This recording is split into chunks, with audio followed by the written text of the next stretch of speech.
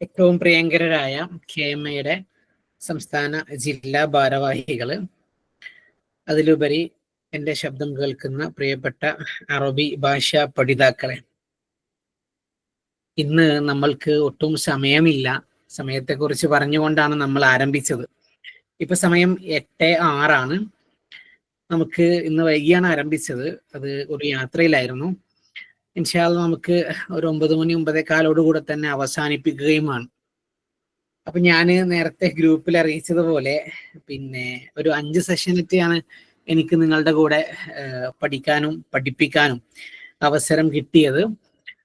ഇതെന്റെ ചിലപ്പോ ഈ നിങ്ങളുടെ KMA കൂടെയുള്ള അല്ലെങ്കിൽ ഈ വർഷത്തെ നിങ്ങളുടെ കൂടെയുള്ള ലാസ്റ്റ് സെഷന് ആയിരിക്കും. അപ്പൊ അതുകൊണ്ട് തന്നെ എല്ലാവർക്കും ഒരു ഓൾ ദ ബെസ്റ്റും പ്രാർത്ഥനകളും ഒക്കെ നേർന്നുകൊണ്ട് ആരംഭിക്കാം എന്ന് വിചാരിച്ചു. ആത്മാർത്ഥമായിട്ടാണ് പ്രാർത്ഥിക്കുന്നത്. കാരണം നമ്മൾ ഇഷ്ടപ്പെടുന്നവർക്ക് വേണ്ടി നമ്മൾ ദുആ ചെയ്യുമല്ലോ. അതേപോലെ ഈ ഒരു ടീം, ഈ ഒരു പ്രത്യേക ടീം പിന്നെ ഒരു പ്രത്യേക ഫീലിങ്സ് ഉള്ളവരാണ്. എനിക്ക് നിങ്ങളോടൊരു ഫീലിങ്സ് ഉള്ളവരാണ്. എനിക്ക് നിങ്ങളോടൊരു പ്രത്യേക ഇഷ്ടമുള്ളവരാണ്. അതേപോലെ നമ്മൾ അസബിയത്ത് പാടില്ല എന്ന് പറയുമല്ലോ, എന്നാലും ഒരു അറബിയത്തും ഒരു അസബിയത്തും ഒക്കെ പ്രത്യേകം എനിക്ക് നിങ്ങളോട് ഫീൽ ചെയ്യുന്ന ഒരു അങ്ങേയറ്റം സ്നേഹം കൊണ്ട് പ്രാർത്ഥിക്കുകയാണ്. പിന്നെ എല്ലാവർക്കും അർഹമായ വിജയം കിട്ടട്ടെ എന്ന്, എക്സാം എളുപ്പമാവട്ടെ എന്നൊക്കെ പിന്നെ തുടക്കത്തിൽ തന്നെ പിന്നെ പ്രാർത്ഥിക്കുകയാണ്. ഒരു ഓൾ ദ ബെസ്റ്റ് നേരുകയാണ്. ഞാൻ നേരത്തെ പറഞ്ഞതുപോലെ എൻ്റെ അവസാനത്തെ സെഷനാണ്. അതുകൊണ്ട് എല്ലാവരും പിന്നെ പൂർണ്ണ സമയം കൂടെ ഉണ്ടാവണം എന്നുള്ളത് പിന്നെ ആത്മാർത്ഥമായിട്ട് ആഗ്രഹിക്കുകയാണ്. ഇൻഷാ അല്ലാഹ് നമ്മൾ പെട്ടെന്ന് തന്നെ അവസാനിപ്പിക്കും. ഞാൻ പിന്നെ നിങ്ങളെ ഒരുപാട് തവണ പരിചയപ്പെടുത്തിയതാണ്, എന്നാലും എൻ്റെ സ്ഥലവും പിന്നെ നാടും ഒക്കെ ഒന്ന് പറഞ്ഞു എന്ന് മാത്രം. അതേപോലെ നിങ്ങൾക്ക് സംശയങ്ങൾ ഉണ്ടെങ്കിലൊക്കെ അഡ്മിഷൻ മുഖേന അല്ലെങ്കിൽ എനിക്കൊക്കെ പിന്നെ അയച്ചു കഴിഞ്ഞാൽ പിന്നെ നിങ്ങൾക്ക് എന്ത് ചെയ്യാം, സംശയങ്ങളൊക്കെ പരിഹരിക്കാം. PSCയുമായി ബന്ധപ്പെട്ടും ഇനി ജോലിയിൽ കയറുമ്പോൾ പോസ്റ്റിംഗ് അങ്ങനത്തെ കാര്യങ്ങളുമായി ബന്ധപ്പെട്ടുമൊക്കെ. അപ്പൊ ഇൻഷാ അല്ലാഹ് ഇന്നത്തെ ക്ലാസ്സിലേക്ക് നമ്മൾ പ്രവേശിക്കുകയാണ്. പ്രാർത്ഥനകളോടുകൂടെ ഇൻഷാ അല്ലാഹ് ആരംഭിക്കുകയാണ്. ക്ലാസ് നല്ലപോലെ മുന്നോട്ട് പോകാൻ നിങ്ങൾ സഹകരിക്കണം. കഴിഞ്ഞ പ്രാവശ്യത്തെ ക്ലാസ്സിൽ ഭയങ്കര സങ്കടം ഉണ്ടായി. കാരണം ഞാൻ പിന്നെ ആ ഒരു ടൈമിങ് വെച്ചായിരുന്നു ക്ലാസ് എടുത്തിരുന്നത്. കറക്റ്റ് 8:30 പിന്നെ ഏറ്റവും അവസാനത്തെ ആളെ തീർക്കണം എന്നുള്ള ആ ഒരു ആഗ്രഹത്തോടെ പോയതാണ്. പക്ഷെ ലാസ്റ്റ് നെറ്റിന്റെ കുറച്ച് പ്രശ്നം വന്നതാണ് ഓക്കെ. അപ്പൊ അതിൽ എനിക്ക് വലിയൊരു സ്നേഹം നിങ്ങളോട് പങ്കുവെക്കാനുള്ളത്, ഒരു 8:28 ആയപ്പോഴേക്കും പല ആളുകളും എൻ്റെ ഫോണിലേക്ക് ഇങ്ങനെ വിളിച്ചുകൊണ്ടിരിക്കുക. അൺനോൺ നമ്പറൊന്നും, അറിയുന്ന നമ്പറൊന്നും, അറിയാത്ത നമ്പറൊന്നും ഒക്കെ വിളി വരിക. പിന്നെ അങ്ങനെയാണ് ഞാൻ ഇത് മനസ്സിലാക്കിയത്. ഓക്കെ. അപ്പൊ അതുകൊണ്ട് അതിനുള്ള ഒരു ക്ഷമ കൂടെ ഈ അവസരത്തിൽ ചോദിക്കുകയാണ് എല്ലാവരോടും കൂടെ. ഞാൻ മുന്നേ കാണിച്ചു തന്ന ഒരു ഫോട്ടോയാണ് ഇത്. വീണ്ടും ഇത് ആവർത്തിക്കുന്നത്. പിന്നെ ഞാനിത് നേരത്തെ സെറ്റ് ചെയ്ത കേട്ടോ. നേരത്തെ സിറാജ് സാറ് പറഞ്ഞ ഡയലോഗ് ഇത് തന്നെയായിരുന്നു, പറഞ്ഞ ആ വേർഡ്സ് തന്നെയായിരുന്നു. ഈ അവസ്ഥയിലേക്ക് നിങ്ങളും എത്തണം എന്നതാണ് ഞങ്ങളുടെ ഏറ്റവും വലിയ സ്വപ്നം. ഇത് ഞാൻ നേരത്തെ ഇവിടെ സെറ്റ് ചെയ്ത് വെച്ചതായിരുന്നു. പക്ഷെ സിറാജ് സാർ ഇത് ഞാൻ പറയുന്നതിന് മുമ്പ് തന്നെ തുടക്കത്തിൽ ഇത് പറഞ്ഞു. ഇതാണ് പറഞ്ഞുകൊണ്ടാണ് ഇന്നത്തെ ക്ലാസ് ആരംഭിച്ചത്. നമ്മൾ ഈ ഒരു കോഴ്സ് നടത്തുന്നതും അല്ലെങ്കിൽ ഈ ഫാക്കൽറ്റീസിന്റെ ഒക്കെ ലക്ഷ്യം, ഞങ്ങളുടെ ഒക്കെ പിന്നെ ആഗ്രഹം, പിന്നെ ഈ അവസ്ഥയിലേക്ക് നിങ്ങൾ എല്ലാവരും എത്തണം എന്നുള്ളതാണ് പ്രാർത്ഥനയും നമ്മളുടെ ഒക്കെ ആഗ്രഹം. അപ്പൊ അതുകൊണ്ട് പിന്നെ ഇങ്ങനെ ഒരു മെസ്സേജ് എല്ലാ മാസവും നിങ്ങളുടെ ഫോണിലേക്ക് വരട്ടെ എന്ന് പ്രത്യാശിക്കുകയാണ്. ഇങ്ങനെ കേരള സർക്കാരിന്റെ ഈ ഒരു ID കാർഡ് നിങ്ങൾക്ക് എല്ലാവർക്കും നിങ്ങളുടെ പിന്നെ ഇങ്ങനെ ഞാൻ എൻ്റെ കയ്യിൽ പിടിച്ചുകൊണ്ട് ഉള്ള ഒരു ഫോട്ടോ ആണ് എടുത്തത്. എൻ്റെ മൊബൈലിലേക്ക് വന്ന മെസ്സേജ് ആണ് ഇത്. ഇപ്പുറത്തുള്ളത് എൻ്റെ കൈയാണ് കാണുന്നത്. എൻ്റെ കയ്യിൽ വെച്ചുകൊണ്ടുള്ള ഫോട്ടോയാണ്. അപ്പൊ ഇതൊക്കെ നിങ്ങൾക്കും സാധിക്കട്ടെ. അതിലേക്കുള്ള മത്സരമാണ്. ഇനിയുള്ള മണിക്കൂറുകൾ, ഇനിയുള്ള ദിവസങ്ങൾ അതിനുള്ള പോരാട്ടമാണ്. നമ്മൾ യുദ്ധം ചെയ്യുമ്പോൾ ഒരു ശത്രുവേ നമ്മളുടെ മുമ്പിൽ ഉണ്ടാവുള്ളൂ. പക്ഷെ ഈ യുദ്ധത്തിൽ ഒരുപാട് ശത്രുക്കളാണ്. നമ്മളുടെ ഈ ശബ്ദം കേൾക്കുന്ന ആളുകൾ തന്നെ പരസ്പരം ചിലപ്പോൾ ശത്രുക്കളാവും. അതേപോലെ തന്നെ PSCയുടെ ക്വസ്റ്റ്യൻ പേപ്പർ ഇടുന്ന ആളുകൾ, ആ ക്വസ്റ്റ്യനുകൾ അതൊക്കെ നമ്മളുടെ ശത്രുക്കളാണ്. അവരെയൊക്കെ തകർത്ത് തരിപ്പണമാക്കാൻ നമുക്ക് എല്ലാവർക്കും സാധിക്കട്ടെ എന്ന് പിന്നെ ആത്മാർത്ഥമായിട്ട് പ്രാർത്ഥിക്കണം. എല്ലാവർക്കും തിരക്കുണ്ടാവും. തിരക്കിന്റെ ഇടയിലാണ് നമ്മളൊക്കെ ഇവിടെ വന്നിരിക്കുന്നത്. ഞാനിപ്പോ 8-2 8-3 ആയപ്പോ ഞാനിങ്ങനെ ക്രിക്ക് ബസ് ഇങ്ങനെ തുറന്നിട്ട് IPL സ്കോർ ഇങ്ങനെ നോക്കിക്കൊണ്ടിരിക്കുകയാണ്. അതിന്റെ ഇടയിലാണ് ഇങ്ങോട്ട് കയറുന്നുണ്ട്, അവിടെ സ്കോർ നോക്കുന്നുണ്ട്. അങ്ങനെ എല്ലാവരും ഓരോ തിരക്കിനിടയിലാണ്. ആ തിരക്കൊക്കെ മാറ്റി വെച്ചിട്ട് ഇവിടെ വന്നിരിക്കുന്നവർക്കൊക്കെ അതിൻ്റെതായ പ്രതിഫലം പടച്ച റബ്ബ് കൊടുക്കട്ടെ എന്ന് ആത്മാർത്ഥമായിട്ട് പ്രാർത്ഥിക്കുക. കുറെ ആളുകൾ നമ്മളെ പല രൂപത്തിൽ കോണ്ടാക്ട് ചെയ്തിരുന്നു. അവരുടെ ആശങ്കകൾ പറഞ്ഞുകൊണ്ട്, സംശയങ്ങൾ ചോദിച്ചുകൊണ്ട്. KMAയിൽ നിന്നും പല ആളുകളും നമ്മളോട് ബന്ധങ്ങളൊക്കെ പുതുക്കിയിരുന്നു. ഒരു ഉദാഹരണം പറയുകയാണെങ്കിൽ, ആലപ്പുഴ ജില്ലയിൽ നിന്ന് 1-2 സുഹൃത്തുക്കളൊക്കെ ബന്ധപ്പെട്ടിരുന്നു. അവർ പഠിക്കുന്ന രീതിയൊക്കെ അവർ പറഞ്ഞു തന്നു, എങ്ങനെയാണ് സമയം കണ്ടെത്തിക്കൊണ്ട് പഠിക്കുന്നതൊക്കെ. വളരെയധികം സന്തോഷം തോന്നി. എത്രത്തോളം നിങ്ങൾ ഇതിനു വേണ്ടി കഠിനാധ്വാനം ചെയ്യുന്നുണ്ട് എന്നുള്ളത് ആലോചിച്ചുകൊണ്ട് സന്തോഷമുണ്ട്. റബ്ബ് അതിനൊക്കെ അർഹമായ പ്രതിഫലം നൽകട്ടെ എന്ന് പ്രാർത്ഥിക്കുന്നു. കഴിഞ്ഞ ക്ലാസ്സിൽ അസ്റുൽ അമവിയാണ് നമ്മള് പറഞ്ഞു വന്നിരുന്നത്. അസ്റുൽ അമവിയുടെ ആ ഒരു അവസാനത്തിലേക്ക് എത്തിയപ്പോഴാണ് കട്ടായി പോയതല്ലേ. അസ്റുൽ അമവിയിൽ ഷുഅറാഉൽ ഗസൽ നമ്മൾ ഡിസ്കസ് ചെയ്തിരുന്നു. ഗസലിന്റെ കവികൾ പറഞ്ഞപ്പോഴാണ് ബാങ്ക് കൊടുത്തപ്പോ കട്ടായി പോയത്. നഖായിദിന്റെ ആളുകൾ 3 ആളുകൾ നഖായിദിന്റെ ആളുകൾ നമ്മൾ ഡിസ്കസ് ചെയ്തിരുന്നു. അതിനുശേഷം ഹുത്തബാക്കൾ എത്ര പേരുണ്ടായിരുന്നു? 4 പേരുണ്ടായിരുന്നു. സുഹ്ബാൻ വായിലും സിയാദ് ബിൻ അബീയും ഹജാജ് ബിൻ യൂസുഫും കൃത്യമായി നമ്മൾ പഠിച്ചു. തോരിഖ് ബിൻ സിയാദ് എത്തിയപ്പോഴാണ് നമ്മൾ നിർത്തിയത്. ആ നിർത്തിയിടത്ത് വെച്ചാണ് നമ്മൾ വീണ്ടും ഇന്ന് ആരംഭിക്കുന്നത്. തോരിഖ് ബിൻ സിയാദിനെ കുറിച്ചാണ് പറയുന്നത്. ഞാൻ PPT എഡിറ്റ് ചെയ്യുമ്പോൾ കുറച്ച് പ്രശ്നം ഉണ്ടായിട്ടുണ്ടായിരുന്നു. കാരണം എൻ്റെ ലാപ്പല്ല കയ്യിലുണ്ടായിരുന്നത്, സ്കൂളിലത്തെ ലാപ്പാണ് ഉണ്ടായിരുന്നത്. സ്കൂളിൽ നിന്ന് ഒരു ആവശ്യത്തിന് വേണ്ടി എടുത്ത ലാപ്പായിരുന്നു. അപ്പൊ അതുകൊണ്ട് തന്നെ കുറച്ച് ഫോണ്ടും കാര്യങ്ങളൊക്കെ മാറിപ്പോയി. അപ്പൊ അതുകൊണ്ട് തന്നെ ഇതിൽ മെൻഷൻ ചെയ്തതും അങ്ങനെ പലതും ഒക്കെ വിട്ടുപോയിട്ടുണ്ട്. ഏതായിരുന്നാലും ഞാൻ പറയുന്നത് ശ്രദ്ധിക്കാം. ആദ്യം നമുക്ക് തോരിഖ് ബിൻ സിയാദിനെ പറഞ്ഞുകൊണ്ട് ആരംഭിക്കാം. അദ്ദേഹത്തിന്റെ കാലഘട്ടം 50 മുതൽ 102 ഹിജ്റ വരെയാണ് അദ്ദേഹത്തിന്റെ കാലഘട്ടം. വഹുവ ഖായിദുൻ അസ്കരിയുൻ വ ഖതീബുൻ ഫിൽ അസ്റിൽ അമവി. ആ കാലഘട്ടത്തിലെ ഖതീബും സൈനിക നേതാവുമായിരുന്നു അദ്ദേഹം. ലുഖിബ അൽ ഫാത്തിഹുൽ ഉന്ദുലുസ്, അദ്ദേഹം അറിയപ്പെട്ട പേരാണ് അൽ ഫാത്തിഹുൽ ഉന്ദുലുസ്. സ്പെയിനിന്റെ വിജയശില്പി എന്നാണ് അദ്ദേഹം അറിയപ്പെട്ടത്. അദ്ദേഹം നയിച്ചിരുന്ന ആ സൈന്യത്തെ കുറിച്ച് ഖാദ അൽ ഫത്ഹുൽ ഇസ്ലാമിയ ഫിൽ ഉന്ദുലുസ്. ഉന്ദുലുസിൽ സ്പെയിനിൽ ഇസ്ലാം വിജയിച്ചടക്കുന്നത് 92 ഹിജ്റയിലാണ്. ആ സൈന്യത്തെ നയിച്ചത് അദ്ദേഹമാണ്. ഞാൻ ഇന്ന് എല്ലാ കാര്യങ്ങളും വായിച്ച് വിശദീകരിക്കുകയില്ല. PSCയെ സംബന്ധിച്ച് ആവശ്യമുള്ളത് മാത്രമേ പറഞ്ഞു പോവുകയുള്ളൂ. അസ്ലമ അലാ യദി മൂസ ബിൻ നുസൈർ, അദ്ദേഹം ഇസ്ലാം സ്വീകരിച്ചത് മൂസ ബിൻ നുസൈറിന്റെ കൈകൾ കൊണ്ടാണ്. ഇനി അദ്ദേഹത്തിന്റെ ആ ഒരു പ്രസംഗം, അദ്ദേഹം തന്റെ സൈന്യത്തെയും കൊണ്ട് സ്പെയിനിലേക്ക് പോവുകയാണ്. ആ സ്പെയിനില് ശത്രുക്കൾക്ക് മുമ്പിൽ അദ്ദേഹം കാണിച്ച ആ ഒരു സംഭവം ഉണ്ടല്ലോ, അതെല്ലാവർക്കും അറിയാം. തഹറഖത്ത് അസുഫുൻ, അദ്ദേഹം വന്ന കപ്പലുകൾ, സഫീനകളൊക്കെ അദ്ദേഹം കത്തിച്ചു കളയുകയാണ്. സുമ്മ അൽഖാ ഖുതുബതിഹി അൽ മശ്ഹൂറ, എന്നിട്ടാണ് അദ്ദേഹത്തിന്റെ ലോകപ്രശസ്തമായ ആ പ്രസംഗം അദ്ദേഹം നടത്തുന്നത്. കപ്പല് അവിടെ കടലില് കപ്പൽ ഇറങ്ങുന്നു, വന്ന കപ്പലുകളൊക്കെ കത്തിച്ചു കളയുന്നു. അദ്ദേഹത്തിന്റെ സൈന്യത്തിന്റെ മുമ്പിൽ വെച്ച് കത്തിച്ചു കളയാ. അയ്യുഹന്നാസ്, ജനങ്ങളെ, അദ്ദേഹം സൈന്യത്തോട് പറയാ, ഐനൽ മഫർ, ഇനി എങ്ങോട്ടാണ് നിങ്ങൾക്ക് ഓടിപ്പോകാനുള്ള സ്ഥലം? ഇനി എവിടെയാണ്? അൽ ബഹ്റു മിൻ വറായിക്കും വൽ അദുവ്വു അമാമക്കും. എന്താ പറയുന്നേ? നിങ്ങളുടെ ബാക്കിൽ കടലാണ്, നിങ്ങളുടെ മുമ്പിൽ ഈ ശത്രുക്കളാണ്. ഇനി എങ്ങോട്ടാ നിങ്ങൾക്ക് പോവാനുള്ളത്? നിങ്ങൾക്ക് ഇനി യുദ്ധം ചെയ്യുക, പോരാടുക, വിജയിക്കുക എന്നുള്ള ഓപ്ഷൻ മാത്രമേ ഉള്ളൂ. ഈ വാക്കുകളെ നമ്മൾ നമ്മുടെ ജീവിതത്തോട് നോക്കുമ്പോൾ, നമ്മളിതാ ഒരു ശത്രുവിന്റെ മുമ്പിലാണ് നിൽക്കുന്നത്, PSC എക്സാമിന്റെ മുമ്പിലാണ് നിൽക്കുന്നത്.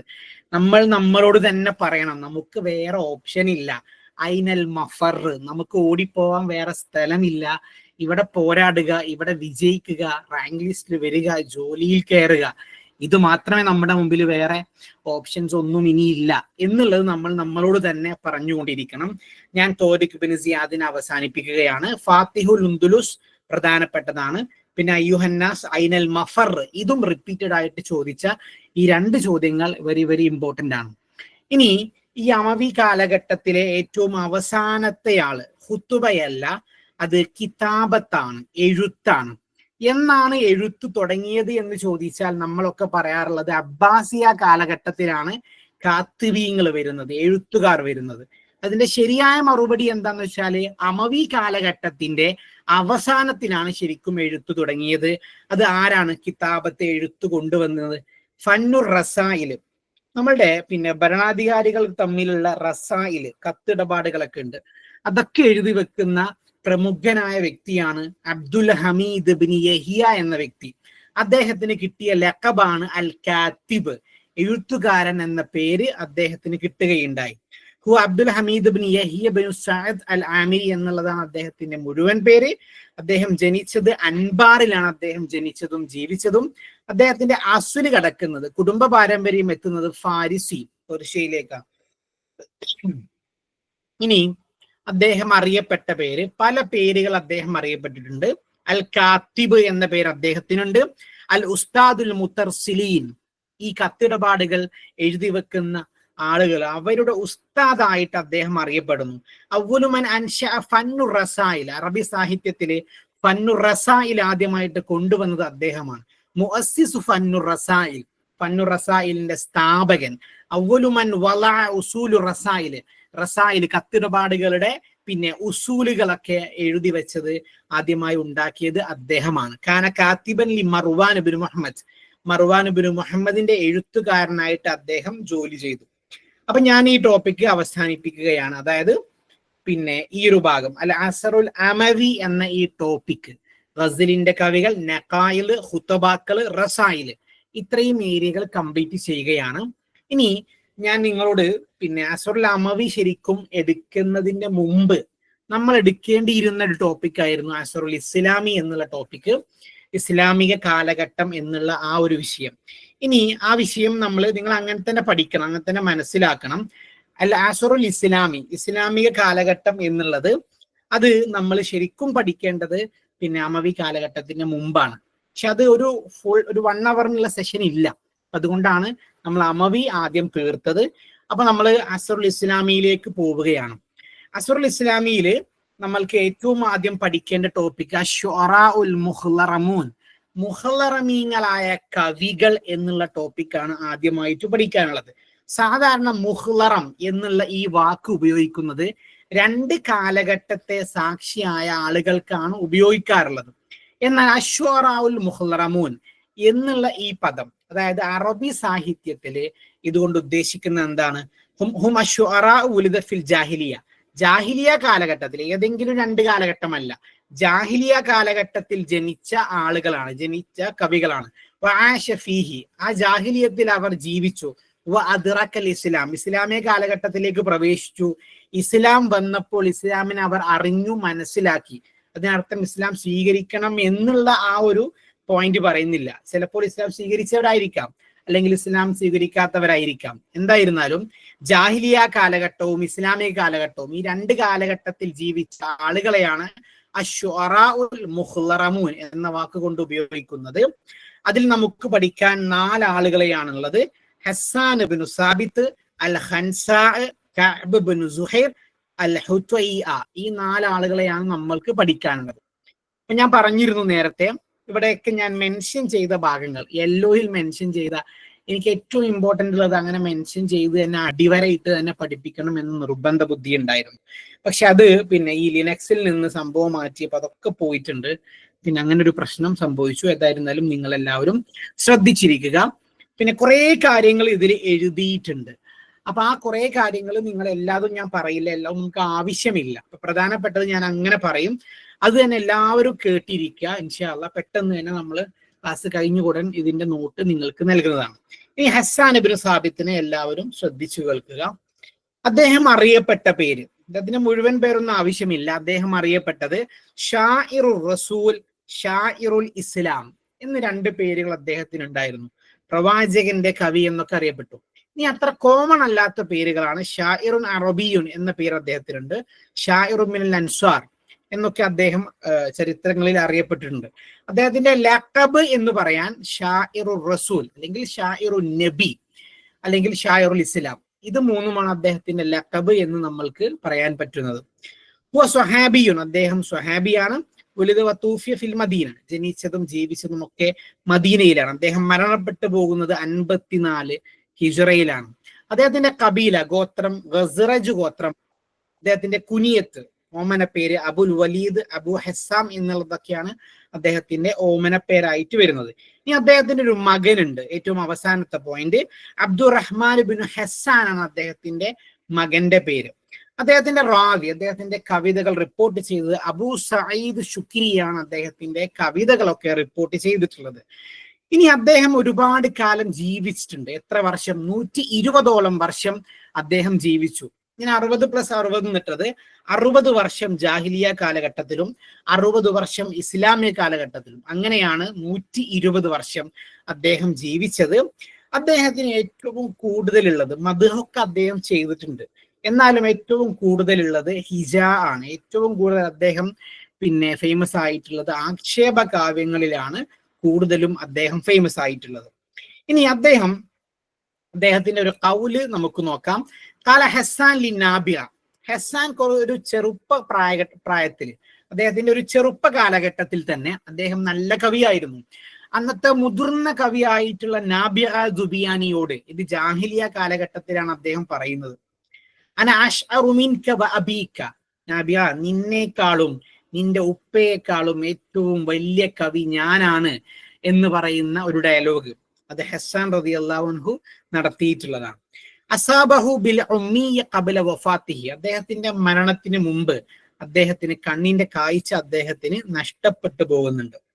ഇനി അദ്ദേഹത്തിന്റെ കുറച്ച് കൗലുകൾ നോക്കാം. അദ്ദേഹവും നബി സല്ലല്ലാഹു അലൈഹി വസല്ലമും തമ്മിലുണ്ടായിട്ടുള്ള കുറച്ച് കൗലുകളാണ്. ഖാല റസൂലുള്ളാഹി സ്വല്ലല്ലാഹു അലൈഹി വസല്ലം, റസൂലുള്ളാഹി സ്വഹാബികളോട് ഇങ്ങനെ ഇരുന്ന് ചോദിക്കുന്നുണ്ട്, മാ യംനഉല്ലദീന നസ്റുല്ലാഹ, അള്ളാഹുവിനെയും റസൂലിനെയും സഹായിച്ച ആളുകളാണ് നിങ്ങൾ, ബി അസ്ലിഹത്തിഹിം, നിങ്ങളുടെ ആയുധങ്ങൾ കൊണ്ട് നിങ്ങൾ സഹായിച്ചിട്ടുണ്ട്. നിങ്ങൾക്ക് എന്തുകൊണ്ട് അയ്യൻസുറൂഹു ബി അൽസിനത്തിഹിം, നിങ്ങളുടെ നാവുകൾ കൊണ്ട് എന്തുകൊണ്ട് റബ്ബിനെയും റസൂലിനെയും നിങ്ങൾക്ക് സഹായിച്ചുകൂടാ എന്ന് ചോദിക്കുന്നുണ്ട്. റസൂലുള്ള ചോദിക്കുക, നിങ്ങളൊക്കെ പോരാടാൻ തയ്യാറാണ്, എന്നാൽ നിങ്ങൾക്ക് എന്തുകൊണ്ട് നിങ്ങളുടെ നാവ് കൊണ്ട് സഹായിച്ചൂടാ എന്ന് ചോദിക്കുമ്പോൾ അവിടെ ഉദ്ദേശം എന്താണ്? പ്രസംഗം പറയാം, അതേപോലെ കവിത പാടാം എന്നതാണ് അവിടെ ഉദ്ദേശം.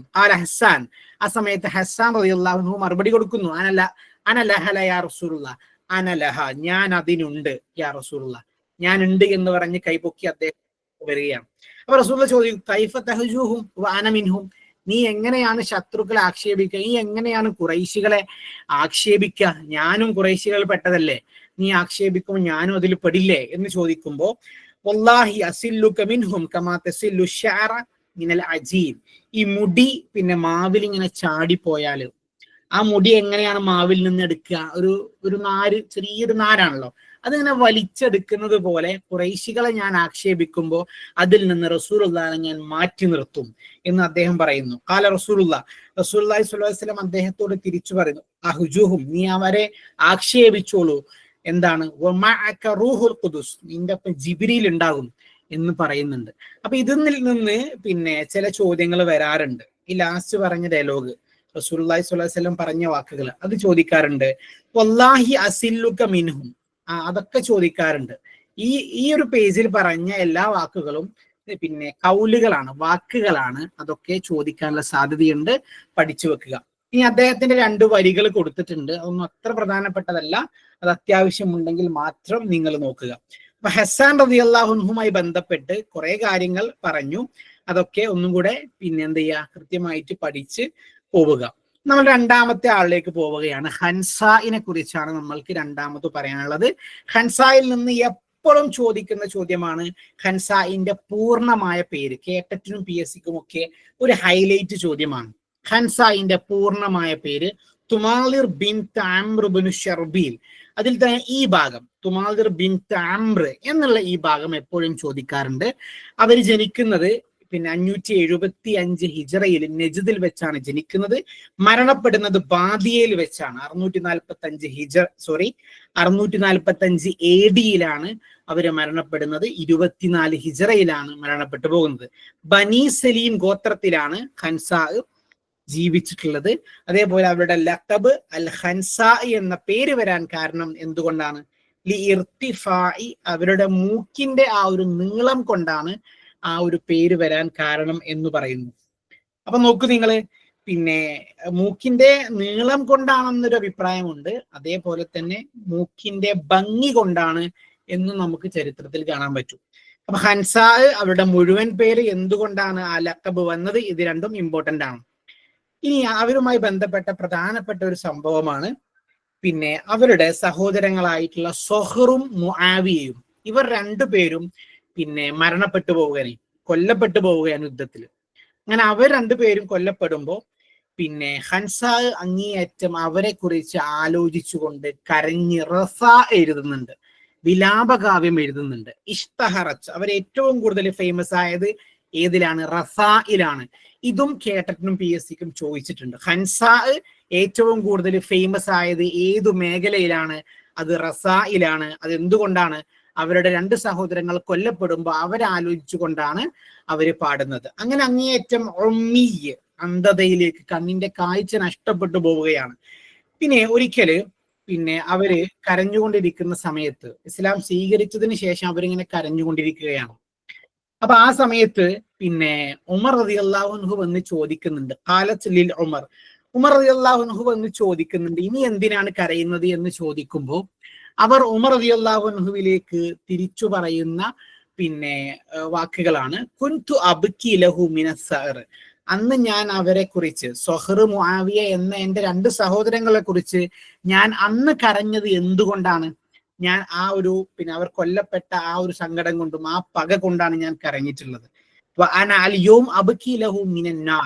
ഇന്ന് ഞാൻ കരയുന്നത് അവർ നരകത്തിലേക്ക് പോകുമോ എന്ന് ആലോചിച്ചുകൊണ്ടാണ്. അങ്ങനെ ഖാദിസിയ യുദ്ധത്തില് പിന്നെ ഹൻസാവും ഹൻസായിന്റെ മക്കൾ എല്ലാവരും അതിൽ പങ്കെടുക്കുന്നുണ്ട്.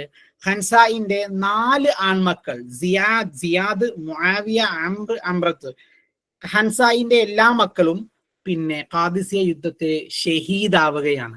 അങ്ങനെ ഷഹീദാവുന്ന സമയത്ത് ആ വാർത്ത ഹൻസാ അറിയുമ്പോൾ ഹൻസാ തിരിച്ചു പറഞ്ഞ ഒരു വാക്കുണ്ട്, അത് എപ്പോഴും PSC ചോദിക്കാറുണ്ട്, അതും ഒരു ഹൈലൈറ്റ് പോയിന്റാണ്. വഖാലത്ത് അൽഹംദുലില്ലാഹി അല്ലദീ ശറഫനി ബിഖത്ലിഹിം, റബ്ബിനെ സ്തുതിച്ചുകൊണ്ട് അവർ പറയുകയാണ്, അൽഹംദുലില്ലാഹി അല്ലദീ ശറഫനി ബിഖത്ലിഹിം, അവരുടെ ഷഹീദ് കൊണ്ട് റബ്ബ് എന്നെ ഷരീഫാക്കി, റബ്ബ് എന്നെ ഉയർത്തി എന്ന് ഹൻസാ പറയുകയാണ്. പിന്നെ കാല നാബിഗ അതേപോലെ ഹസ്സാൻ റളിയല്ലാഹു അൻഹു, ഹൻസാ, ഇവര് 3 പേരും എപ്പോഴും ഇങ്ങനെ ഒരുമിച്ച് കൂടിയിട്ട് അങ്ങോട്ടും ഇങ്ങോട്ടും ഇങ്ങനെ വർത്തമാനം പറയാറുണ്ട്. കാരണം നാബിഗ ആ കാലഘട്ടത്തിലെ നല്ല ഒരു വിമർശകനായിരുന്നു, നാഖിദായിരുന്നു. ആ ജാഹിലിയ കാലഘട്ടത്തിൽ ഈ ഒരു പിന്നെ നാബിഗയും ഹസ്സാൻ റളിയല്ലാഹു അൻഹുവും ഹൻസാവും ഇവർ 3 പേര് ഇരുന്നിട്ട് അങ്ങോട്ടും ഇങ്ങോട്ടൊക്കെ തർക്കിക്കാർക്കുണ്ട്. അന്ന് എപ്പോഴും നാബിഗ ഹൻസായിന്റെ ഭാഗത്താണ് നിൽക്കാറുള്ളത്. നാബിഗ എപ്പോഴും ഹസ്സാൻ റളിയല്ലാഹു അൻഹുവിനെ എതിർത്തു പറയാറുമുണ്ട്. ഇതൊക്കെ ജാഹിലിയ കാലഘട്ടത്തിലാട്ടോ. ആ സമയത്ത് നാബിഗ പറഞ്ഞ ഒരു ഡയലോഗാണ് അൽ ഹൻസാ അഷ്അറുൽ ജിന്നി വൽ ഇൻസി, മനുഷ്യന്മാരുടെ കൂട്ടത്തിലും ജിന്നുകളെ കൂട്ടത്തിലൊക്കെ ഏറ്റവും വലിയ കവി ഹൻസാ ആണ് എന്ന് നാബിഗ പറയുന്നുണ്ട്.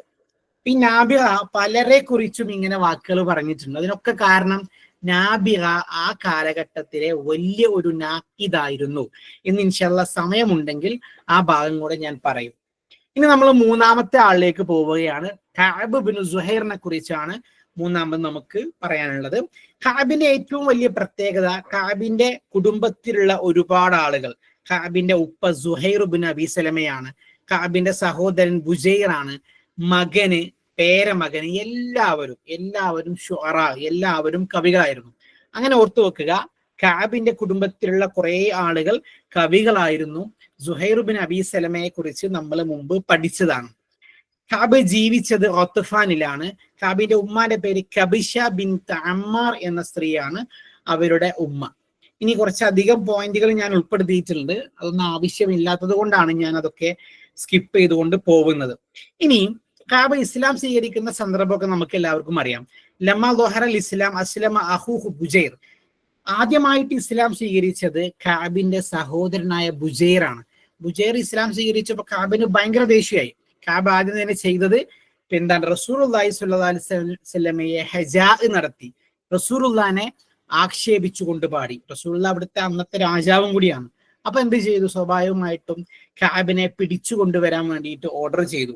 അങ്ങനെ കഅബ് വേഷം മാറിക്കൊണ്ട് റസൂലുള്ളാന്റെ മുമ്പിൽ വന്നിട്ട് ചോദിച്ചു, കഅബ് എന്ന് പറയുന്ന ആൾ ഇസ്ലാം സ്വീകരിച്ച നിങ്ങൾ എന്ത് ചെയ്യും? ഞാൻ സ്വീകരിക്കുമെന്ന് റസൂലുള്ള പറഞ്ഞു. അങ്ങനെ തന്റെ ആ ഒരു വേഷം മാറ്റിക്കൊണ്ട് ഞാൻ കഅബാണ്, ഞാൻ ഇസ്ലാം സ്വീകരിച്ചിരിക്കുന്നു എന്നൊക്കെ അദ്ദേഹം പ്രഖ്യാപിക്കുന്നു. റസൂലുള്ള തന്റെ ബുറുദ, താൻ ധരിച്ച ആ പുതപ്പ് കഅബിന് പുതപ്പിച്ചുകൊണ്ട് കഅബിനെ അത് സമ്മാനമായിട്ട് നൽകിക്കൊണ്ട് കഅബിനെ സ്വീകരിക്കുകയും ചെയ്തു.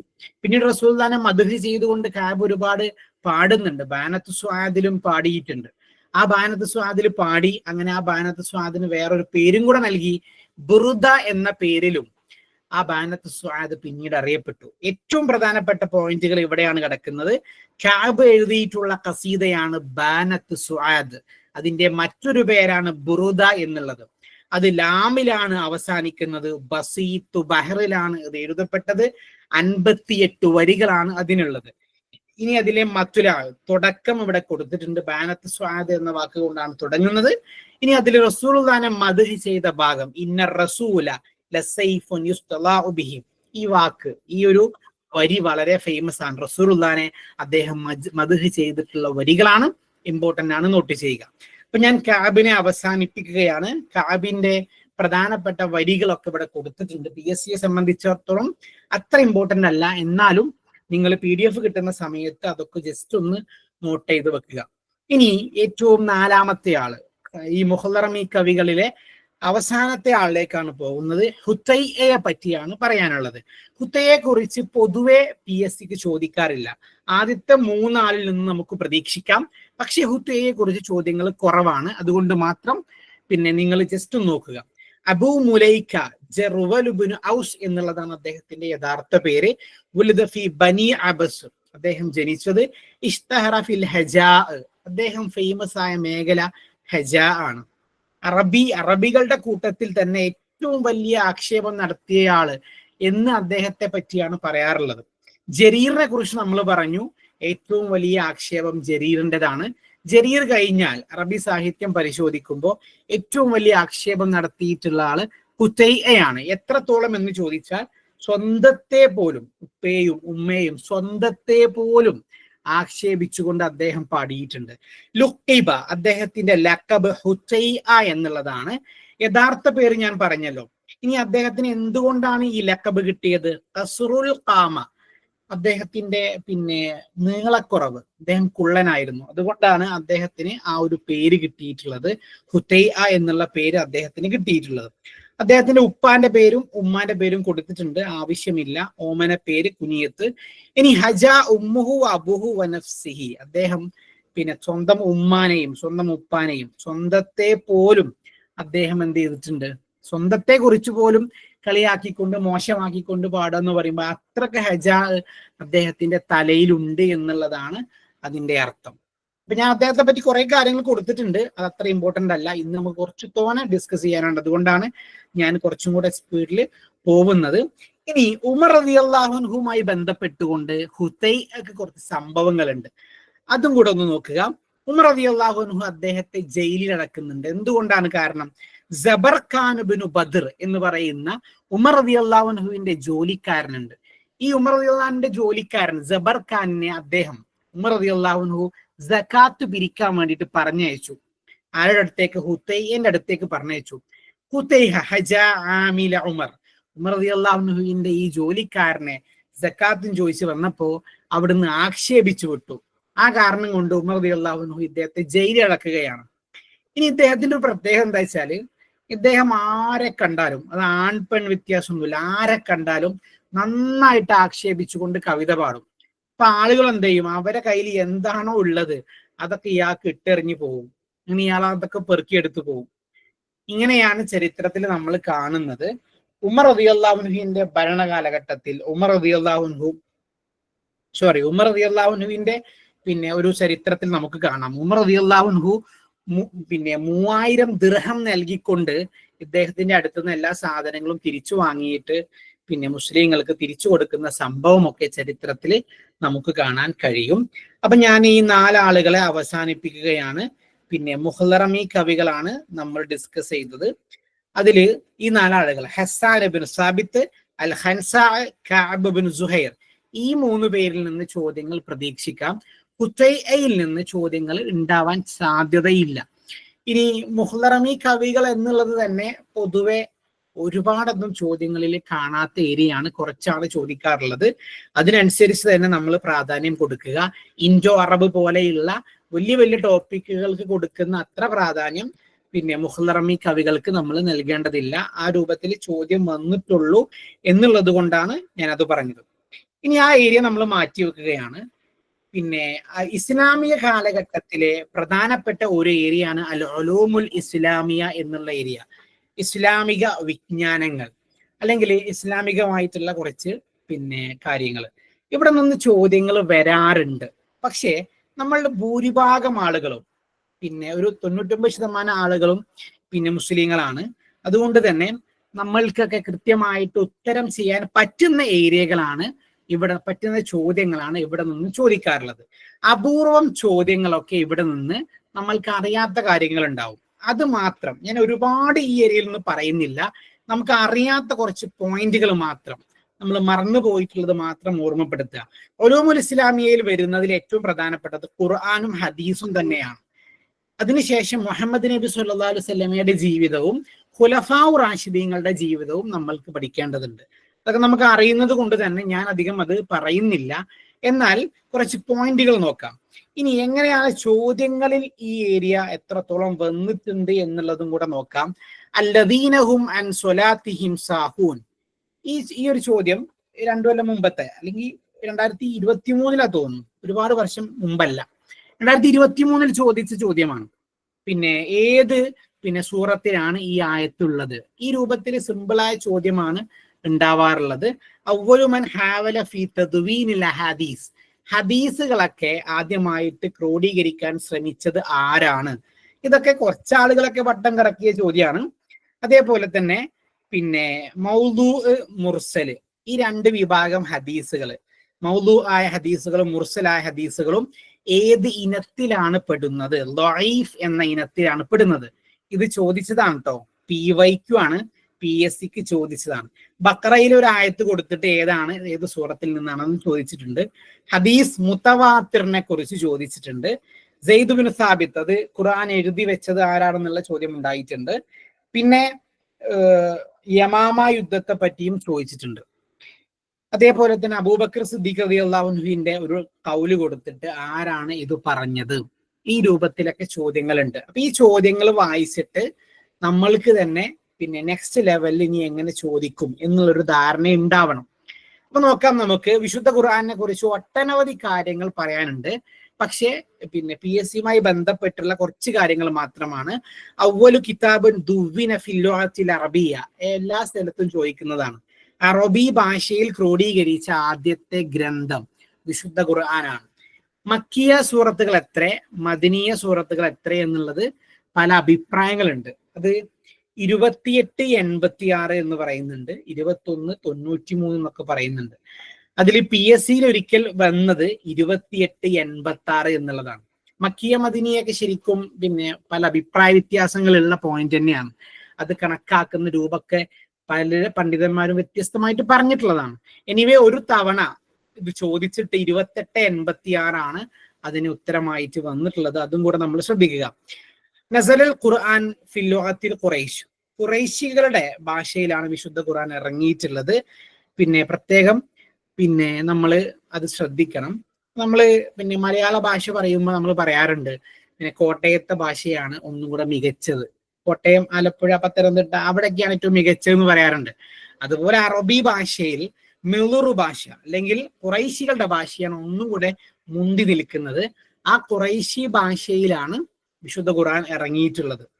ഇനി വിശുദ്ധ ഖുർആൻ ആരാണ് ജംഅ് ചെയ്തത് എന്ന് ചോദിച്ചാൽ ശരിക്കും അതിന്റെ ഉത്തരം എന്താണ്? പടച്ചോനാണ് ജംഅ് ചെയ്തിട്ടുള്ളത്. അതിനെ പിന്നെ ഓർഡർ ആക്കിയിട്ടുള്ളത് ആരാണ്? ഇന്ന അലൈന ജംഅഹു വ ഖുർആന എന്നുള്ള ആയത്ത് നമുക്കറിയാം. അല്ലാഹു സുബ്ഹാനഹു വ തആലയാണ് ജംഅ് ചെയ്തത്. എന്നാൽ PSCയെ സംബന്ധിച്ചിടത്തോളം നമ്മൾ മനസ്സിലാക്കേണ്ടത് 2 ഘട്ടങ്ങളായിട്ടാണ് അതിന്റെ ക്രോഡീകരണം നടന്നത്.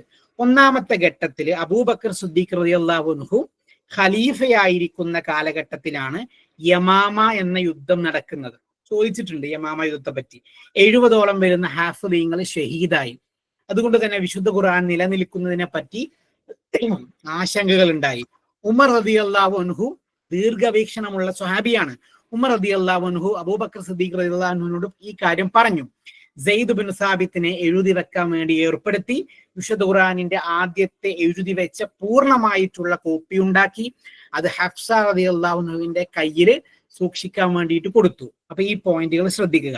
ഇനി അതിന്റെ രണ്ടാമത്തെ ഘട്ടം എന്ന് പറയുന്നത് ഉസ്മാൻ റളിയല്ലാഹു അൻഹുവിന്റെ കാലഘട്ടത്തിലാണ്. അന്ന് 7 നുസ്ഖ ഉണ്ടാക്കി, 7 കോപ്പികൾ ഉണ്ടാക്കി. ഇന്ന് നമ്മളുടെ അടുക്കലുള്ള മുസ്ഹഫ് ഉസ്മാനി മുസ്ഹഫ് ആണ്. അന്നുണ്ടാക്കിയ 7 കോപ്പി 7 നാടുകളിലേക്ക് അയച്ചു കൊടുത്തു. അപ്പൊ 2 ഘട്ടമായിട്ടാണ് അതിന്റെ തദ്വീൻ നടന്നത്. നമ്മള് PSC ഒക്കെ സിലബസ് ഒന്ന് എടുത്തു നോക്കുക. സിലബസിൽ കൃത്യമായി പറഞ്ഞിട്ടുണ്ട് വിശുദ്ധ ഖുർആനിൽ നിന്ന് എന്താണ് ചോദ്യം ഉണ്ടാവുക എന്നുള്ളത്. അതിന്റെ ജംഇൽ നിന്നും അതിന്റെ തദ്വീനിൽ നിന്നും ചോദ്യം ഉണ്ടാകും എന്ന് അതിൽ എഴുതി വെച്ചിട്ടുണ്ട്. അപ്പൊ അതുകൊണ്ടാണ് ഈ ചോദ്യങ്ങളൊക്കെ ചോദിക്കുന്നത്. യമാമ യുദ്ധത്തെ പറ്റി ചോദിക്കും. ആരാണ് എഴുതി വെച്ചത്? ഞാൻ PYQ നിങ്ങൾക്ക് കാണിച്ചതില്ലേ, സെയ്ദ് ബിൻ സാബിത്തിനെ കുറിച്ച് ചോദ്യമുണ്ട്. ഗസ്വത്തു യമാമ, യമാമ യുദ്ധത്തെ പറ്റി ചോദ്യമുണ്ട്. ഞാൻ പെട്ടെന്ന് പറഞ്ഞു പോകുന്നത് നമുക്കൊക്കെ ഇത് അറിയും, നമ്മളൊക്കെ കേട്ട സംഭവമാണ് എന്നുള്ളത് കൊണ്ടാണ്. യമാമ യുദ്ധം എന്താണ്, ഞാൻ എന്തിനാണ് ഇവിടെ അത് പറഞ്ഞത്, ഈ 70 എന്താണെന്ന് അറിയാത്ത ആരും എന്റെ ശബ്ദം കേൾക്കുന്നവരിൽ ഉണ്ടാവരുത്. ഉണ്ടെങ്കിൽ പിന്നെ ജസ്റ്റ് നിങ്ങൾക്ക് അവസാനം അത് ഓർമ്മപ്പെടുത്താം. ഓക്കെ, അപ്പൊ ഖുർആനെ കുറിച്ച് ഇത്രയാണ് പറയാനുള്ളത്. കുറെ കാര്യങ്ങളുണ്ട്, എല്ലാം നമുക്ക് അറിയാം എന്നുള്ളത് കൊണ്ടാണ് കൂടുതൽ സ്കിപ്പ് ചെയ്തിട്ടുള്ളത്. ഇനി അഹാദീസുകളെ കുറിച്ച് എന്താണ് ഹദീസ് എന്ന് പറഞ്ഞാൽ അതിന്റെ പിന്നെ മുസ്തലഹ് പ്രകാരമുള്ള അതിന്റെ പിന്നെ ഡെഫിനിഷൻ. മാ ഉദീഫ ഇലാ നബി സല്ലല്ലാഹു അലൈഹി വസല്ലം, റസൂലുള്ളാഹി സ്വല്ലല്ലാഹു അലൈഹി വസല്ലമയിലേക്ക് ചേർക്കപ്പെട്ട എല്ലാ കാര്യങ്ങളും. മിൻ ഖൗലിഹി, ഒന്നെങ്കിൽ റസൂലുള്ളാഹിന്റെ വാക്കുകളായിരിക്കാം, വഫിഅലിഹി, അദ്ദേഹത്തിന്റെ പ്രവർത്തനങ്ങളായിരിക്കാം, വതഖരീരിഹി, നബി സല്ലല്ലാഹു അലൈഹി വസല്ലമയുടെ മൗനാനുവാദങ്ങൾ, വസിഫത്തിഹി, അദ്ദേഹത്തിന്റെ പ്രത്യേകതകൾ. അപ്പൊ ഇതൊക്കെയാണ്, ഈ 4 കാര്യങ്ങളാണ് ഹദീസുകൾ എന്ന് പറഞ്ഞാൽ. ഇനി അതുമായി ബന്ധപ്പെട്ട പോയിന്റുകൾ പറയാം. അവ്വലു കിതാബുൻ ഫിൽ ഹദീസ്, ഹദീസ് എഴുതി വെച്ച ആദ്യത്തെ പുസ്തകം അൽ മുവത്വ എന്ന ഗ്രന്ഥമാണ്. അത് ഇമാം മാലിക്കിന്റെ ഗ്രന്ഥമാണ്. അവ്വലു മൻ ഹാവല ബിതദ്വീനിൽ ഹദീസ്, ഹദീസുകൾ ക്രോഡീകരിക്കാൻ ആദ്യമായി ശ്രമിച്ചത് ഇബ്നു ശിഹാബ് സുഹരിയാണ്. ചോദിച്ചിട്ടുണ്ട്. അവ്വലു മൻ അമറ ലിതദ്വീനിൽ ഹദീസ്, ഹദീസുകൾ ക്രോഡീകരിക്കാൻ വേണ്ടി ആദ്യമായി കൽപ്പന നൽകിയത് ഉമർ ഇബ്നു അബ്ദുൽ അസീസ് ആണ്. ഉമർ സാനി, ഉമർ രണ്ടാമൻ എന്നറിയപ്പെടുന്ന ഉമർ ഇബ്നു അബ്ദുൽ അസീസ് ആണ് ആദ്യമായിട്ട് ആ കൽപ്പന കൊടുത്തിട്ടുള്ള ആള്. അപ്പൊ നമ്മൾ നോക്കുക, പിന്നെ നിങ്ങൾക്ക് അറിയാലോ, അത് റസൂലുള്ളാഹിന്റെ കാലഘട്ടത്തില് ഖുർആൻ മാത്രമേ എഴുതി വെച്ചിട്ടുള്ളൂ, ഹദീസുകൾ എഴുതി വെച്ചിട്ടില്ല. അത് രണ്ടും ഒരേപോലെ, ഹദീസുകൾ രണ്ടും പിന്നെ ഒരേപോലെ അറബിയാണ്, അത് മാറിപ്പോകും, മിക്സ് ചെയ്ത് പോകും എന്നുള്ളത് കൊണ്ട് വിശുദ്ധ ഖുർആൻ മാത്രമേ അന്ന് എഴുതി വെച്ചിട്ടുള്ളൂ. ഹദീസുകൾ ക്രോഡീകരിച്ചത് അമവി കാലഘട്ടത്തില് ഉമർ ഇബ്നു അബ്ദുൽ അസീസ് ആണ് ആദ്യമായിട്ട് അതിന് കൽപ്പന കൊടുത്തത്. ഇബ്നു ശിഹാബ് സുഹരിയാണ് ആദ്യമായിട്ട് അത് നിർവഹിച്ചയാള്. അപ്പൊ ഈ പോയിന്റുകളൊക്കെ നമ്മൾ ഓർത്തു വെക്കുക. ഇനി ഹദീസിന്റെ പിന്നെ വിഭാഗങ്ങൾ, ഡിവിഷൻസ്, അഖ്സാമുൽ അഹാദീസ്, ഹദീസിന്റെ ഓരോ ഇനങ്ങൾ നോക്കാം.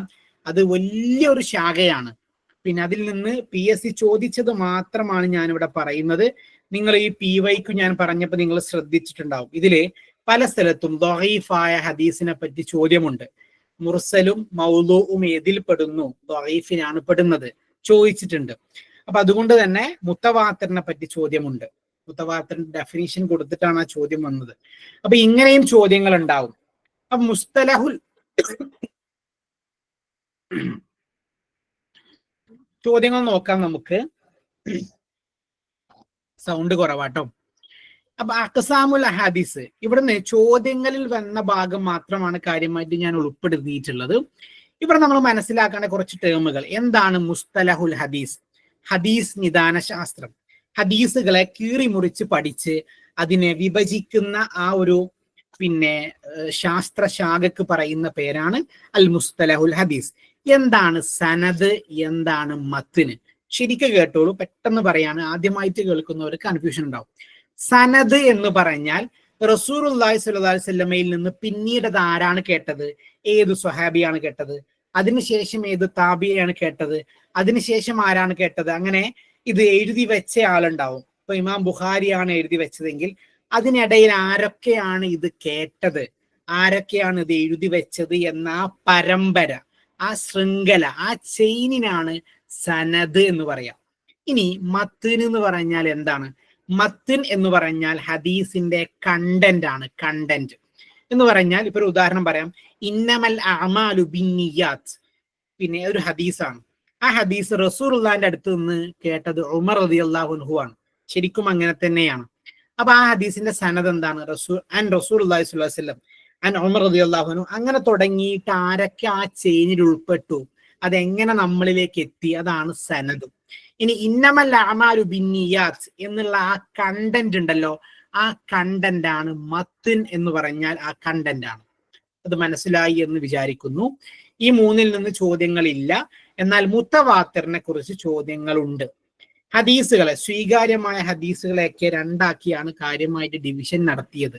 ഒന്ന് മുത്തവാത്തിർ, മറ്റത് ആഹാദ്. എന്താണ് മുത്തവാത്തിർ എന്ന് പറഞ്ഞാൽ? ഇൻകാന ലിൽ ഖബരി തുറുഖുൻ ബിലാ ഹസ്റിൻ അദദുൻ മുഅയ്യിനുൻ. ഹദീസ് വന്ന വഴി ഉണ്ടല്ലോ, ഖബർ ഉദ്ദേശിച്ച ഹദീസാണ്. ഹദീസ് വന്ന വഴികളുണ്ടല്ലോ, അത് എണ്ണമറ്റ വഴികളിലൂടെയാണ് ഹദീസ് വന്നത്. റസൂലുള്ളാഹിന്റെ അടുത്തുനിന്ന് 10-ൽ കൂടുതൽ ആളുകൾ കേട്ടു. ആ 10-ൽ കൂടുതൽ ആളുകളുടെ അടുത്തുനിന്ന് പിന്നീടും 10-ൽ കൂടുതൽ ആളുകൾ കേട്ടു. ഓരോ ഘട്ടത്തിലും 10-ൽ കൂടുതൽ ആളുകൾ, ഒരുപാട് എണ്ണമറ്റ ആളുകൾ ഇത് കേട്ടിട്ടുണ്ട് എങ്കിൽ ഈ ഹദീസ് മുത്തവാത്തിറാണ്. ഇപ്പൊ നിസ്കാരം, സകാത്ത്, നോമ്പ്, ഹജ്ജ്, ഇതൊക്കെ മുത്തവാത്തിറായ കാര്യങ്ങളാണ്. കാരണം എന്താ? റസൂലുള്ളാഹിന്റെ അടുത്തുനിന്ന് എണ്ണമറ്റ ആളുകൾ ഇത് കണ്ടിട്ടുണ്ട്. അതുകൊണ്ട് മുത്തവാത്തിർ എന്ന് പറഞ്ഞാൽ ഇങ്ങോട്ട് ശൃംഖല നോക്കുമ്പോൾ എണ്ണമറ്റ ആളുകൾ ഓരോ ഘട്ടത്തിലും ഉണ്ടായിരിക്കണം. ഇനി ആഹാദ് എന്ന് പറഞ്ഞാൽ ഇൻകാനൽ ഖബരി തുറുഖുൻ മഹ്സൂറുൻ ബിഅദദിൻ മുഅയ്യിനിൻ, എണ്ണപ്പെട്ട ആളുകളാണ് ഇത് കേട്ടത്. ആഹാദിന് പ്രശ്നമൊന്നുമില്ല, സ്വീകരിക്കാം, ഒരു കുഴപ്പമില്ല. ഇപ്പോ ഇന്നമൽ അഅമാലു ബിന്നിയാത്ത്, അത് ആഹാദിലാണ് പെടുക. കാരണം അത് റസൂലുള്ളാഹിന്റെ അടുത്ത് നിന്ന് കേട്ടത് ഉമർ റളിയല്ലാഹു അൻഹു ആണ്. എണ്ണപ്പെട്ട ആള് മാത്രമേ കേട്ടിട്ടുള്ളൂ. എന്നാൽ മുത്തവാത്തിർ, സ്വലാത്ത്, നിസ്കാരം എന്നുള്ളത് റസൂലുള്ളാഹിന്റെ അടുത്ത് നിന്ന് ഒരുപാട് നൂറുകണക്കിന് ആളുകൾ ഇത് നേരിട്ട് കണ്ടവരാണ്. അതുകൊണ്ട് അത് മുത്തവാത്തിർ. 1, 2, 3 അല്ലെങ്കിൽ 10-ൽ കുറവ്, ശരിക്കും പറഞ്ഞാൽ 10-ൽ കുറവ് ആളുകളാണ് റസൂലുള്ളാഹിന്റെ അടുത്ത് നിന്ന് അത് കേട്ടതെങ്കിൽ അത് ആഹാദാണ്. അപ്പൊ മുത്തവാത്തിർ ചോദിച്ച സ്ഥിതിക്ക് ആഹാദ് ചോദിക്കാനുള്ള സാധ്യതയുണ്ട്. ഇനി ലൊഗീഫായ ഹദീസുകൾ. ലൊഗീഫ് എന്ന് പറഞ്ഞാൽ സ്വീകരിക്കാൻ പറ്റാത്ത ഹദീസുകളാണ്. അതിന്റെ ഇനങ്ങളാണ് പരീക്ഷയ്ക്ക് ചോദിച്ചത്. മുൻഖത്തിഅ്, മുർസല്, മുദല്ലസ്, ഷാദ്, മൗദൂഅ്, മത്റൂക്ക്, മുദ്തറബ്, മഖ്ലൂബ്. ഇതൊക്കെയാണ് പിന്നെ ലൊഗീഫായ ഹദീസുകളുടെ ഇനങ്ങൾ എന്ന് പറഞ്ഞാൽ. എല്ലാവർക്കും മനസ്സിലായി എന്ന് വിചാരിക്കും. ഇതിനൊക്കെ ഡെഫിനിഷൻ ഉണ്ടെന്ന് ചോദിക്കൂല, അത്ര ആഴത്തിൽ പോകൂല. ഇവിടുന്ന് വന്ന ചോദ്യം പരിശോധിച്ച് അതിനനുസരിച്ചാണ് ഈ കാര്യങ്ങൾ ഞാൻ പറഞ്ഞത്. ഇനി വേറെ കുറച്ച് ഡിവിഷൻസ് ആണ്. ഹദീസ് ഖുദുസി ഉണ്ട്, ഹദീസ് മർഫൂ ഉണ്ട്, ഹദീസ് മൗഖൂഫ് ഉണ്ട്, ഹദീസ് മഖ്തു ഉണ്ട്. ഇതിൽ ഖുദുസി ഒരിക്കൽ ചോദിച്ചതാണ്, കുറച്ച് മുമ്പ് ചോദിച്ചതാണ്. ഖുദുസി എന്ന് പറഞ്ഞാൽ ആ ഹദീസിന്റെ കണ്ടന്റ് വന്നത് അള്ളാന്റെ അടുത്തു നിന്നാണ്. ഇപ്പൊ ചില ഹദീസുകളൊക്കെ നമുക്ക് കാണാം, യാ ഇബാദി എന്ന് തുടങ്ങുന്ന ഹദീസുകളുണ്ട്, എന്റെ അടിമകളെ എന്ന് തുടങ്ങുന്ന ഹദീസുകളുണ്ട്. അത് റസൂലുള്ളയാണ് സ്വഹാബികൾക്ക് പറഞ്ഞു കൊടുത്തതെങ്കിലും അതിന്റെ കണ്ടന്റ് പൂർണ്ണമായിട്ടും അതിന്റെ മത്തിൻ മിനല്ലാഹ്, അള്ളാന്റെ അടുത്തു നിന്നുള്ള മത്തിനാണ്, അള്ളാന്റെ ലഫ്ലുകളാണ്. മത്തിന് കറക്റ്റ് അള്ളാന്റെ അടുത്തു നിന്നാണ്. എന്നാൽ മർഫൂ, ഞാൻ നേരത്തെ പറഞ്ഞല്ലോ ഇന്നമൽ അഅമാൽ ബിന്നിയാത്ത്, പിന്നെ അത് റസൂലുള്ളാന്റെ അടുത്തു നിന്നുള്ള ലഫ്ലുകളാണ്. ലഫ്ല്, അതിന്റെ വാക്കുകളും ആശയവും റസൂലുള്ളാന്റെ അടുത്തു നിന്നാണ്. ഒന്നുകൂടെ പറയാം, ഹദീസ് ഖുദുസി എന്ന് പറഞ്ഞാൽ അതിന്റെ വാക്കും അതിന്റെ ആശയവും അള്ളാന്റെ അടുത്തു നിന്നാണ്. ഹദീസ് മർഫു എന്ന് പറഞ്ഞാൽ അതിന്റെ വാക്കുകൾ, ലഫ്ലുകൾ മുഹമ്മദ് നബി സല്ലല്ലാഹു അലൈഹി വസല്ലമയിൽ നിന്നാണ്, എന്നാൽ അതിന്റെ ആശയം അള്ളാന്റെ അടുത്തു നിന്നാണ്. എല്ലാ ഹദീസിന്റെ ആശയം അള്ളാന്റെ അടുത്തു നിന്നാണ്, അതിൽ സംശയമില്ല. അങ്ങനെയാണെങ്കിൽ മാത്രമേ അത് ഹദീസ് എന്ന് പറയുള്ളൂ. ഇനി മൗഖൂഫായ ഹദീസുകൾ എന്ന് പറഞ്ഞാൽ, മൗഖൂഫ് എന്ന് പറഞ്ഞാൽ അതിന്റെ ആശയം ആരിൽ നിന്നാണ്? സ്വഹാബികളിൽ നിന്നാണ്. അതും പ്രധാനപ്പെട്ടതാണ്, സ്വഹാബികളിൽ നിന്നാണ്. അപ്പൊ മൗഖൂഫായ ഹദീസുകൾ കണ്ണടച്ചുകൊണ്ട് നമുക്ക് അമല് ചെയ്യാൻ വേണ്ടിയിട്ട് സ്വീകരിക്കാൻ പറ്റുകയില്ല. നേരെ മറിച്ച് റസൂലുള്ള പറഞ്ഞ ഹദീസുകളോട് യോജിപ്പിച്ച് വെക്കാനേ പറ്റുള്ളൂ. ശരിക്കും കേട്ടോളൂ, റസൂലുള്ള പറഞ്ഞ ഹദീസുകളോട് ചേർത്ത് വെക്കാനേ പറ്റുള്ളൂ. ഹദീസ് മഖ്തു എന്ന് പറഞ്ഞാൽ റസൂലുള്ള പറഞ്ഞതല്ല, സ്വഹാബികളും പറഞ്ഞതല്ല, പണ്ഡിതന്മാർ താബീങ്ങളായ പണ്ഡിതന്മാർ പറഞ്ഞ വാക്കുകൾക്കാണ് ഹദീസ് മഖ്തു എന്ന് പറയുക. ഹദീസ് ഖുദുസി ഡയറക്റ്റ് അള്ളാഹിന്റെ അടുത്ത് നിന്നാണ്. ഹദീസ് മർഫൂ റസൂലുള്ളാഹിന്റെ അടുത്ത് നിന്നാണ്. ഹദീസ് മൗഖൂഫ് സ്വഹാബികളിൽ നിന്നാണ്. ഹദീസ് മഖ്തു താബീങ്ങളിൽ നിന്നാണ്. ഇവിടെ നിങ്ങൾ ഇതിന്റെ വിധികളെ പറ്റി ഒന്നും ആലോചിക്കണ്ട. ഈ മത്തിന് അള്ളാഹിന്റെ അടുത്ത് നിന്നാണോ, നബി സല്ലല്ലാഹു അലൈഹി വസല്ലമയുടെ അടുത്ത് നിന്നാണോ, സ്വഹാബത്തിൽ നിന്നാണോ, താബിയിൽ നിന്നാണോ, ഈ വാക്ക് മാത്രം പരീക്ഷയ്ക്ക് ശ്രദ്ധിച്ചാൽ മതി. ഹദീസ് ഞാനിവിടെ അവസാനിപ്പിക്കുകയാണ്. പിന്നെ ഹദീസിനെ കുറിച്ച് നിങ്ങൾക്ക് സംശയമില്ല എന്ന് വിചാരിക്കുന്നു. എല്ലാവർക്കും മനസ്സിലായോ? മനസ്സിലായെങ്കിൽ ഒന്ന് കമന്റിൽ പറയുക, ഹദീസിനെ പറ്റി നിങ്ങൾക്ക് മനസ്സിലായി എങ്കിൽ. ഓക്കെ, ഹദീസ് എന്നുള്ളത് കുറച്ച് പിന്നെ സംശയം ഉണ്ടാക്കുന്നതാണ്.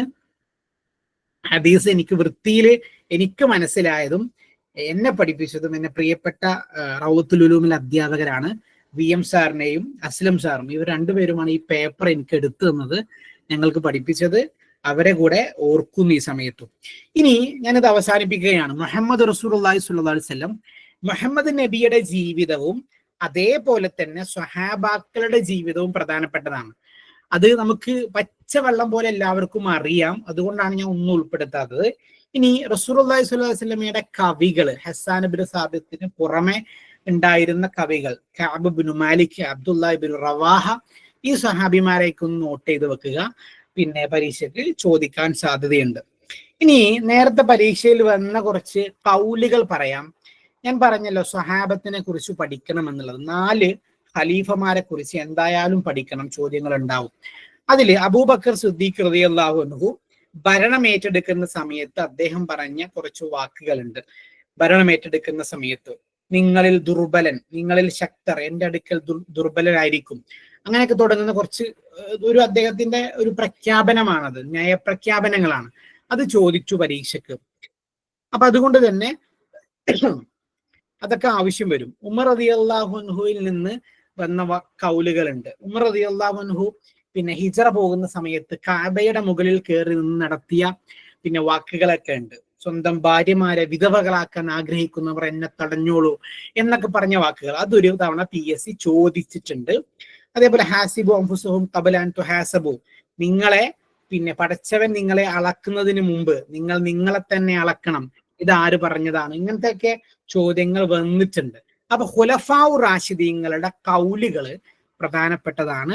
അതൊക്കെ ഒന്ന് നമ്മൾ നോട്ട് ചെയ്ത് വെക്കുന്നത് നന്നാവും. അപ്പൊ ഞാൻ അവസാനിപ്പിക്കുകയാണ്. ഉലൂമുൽ ഇസ്ലാമിയ എന്ന ടോപ്പിക് അവസാനിക്കുകയാണ്.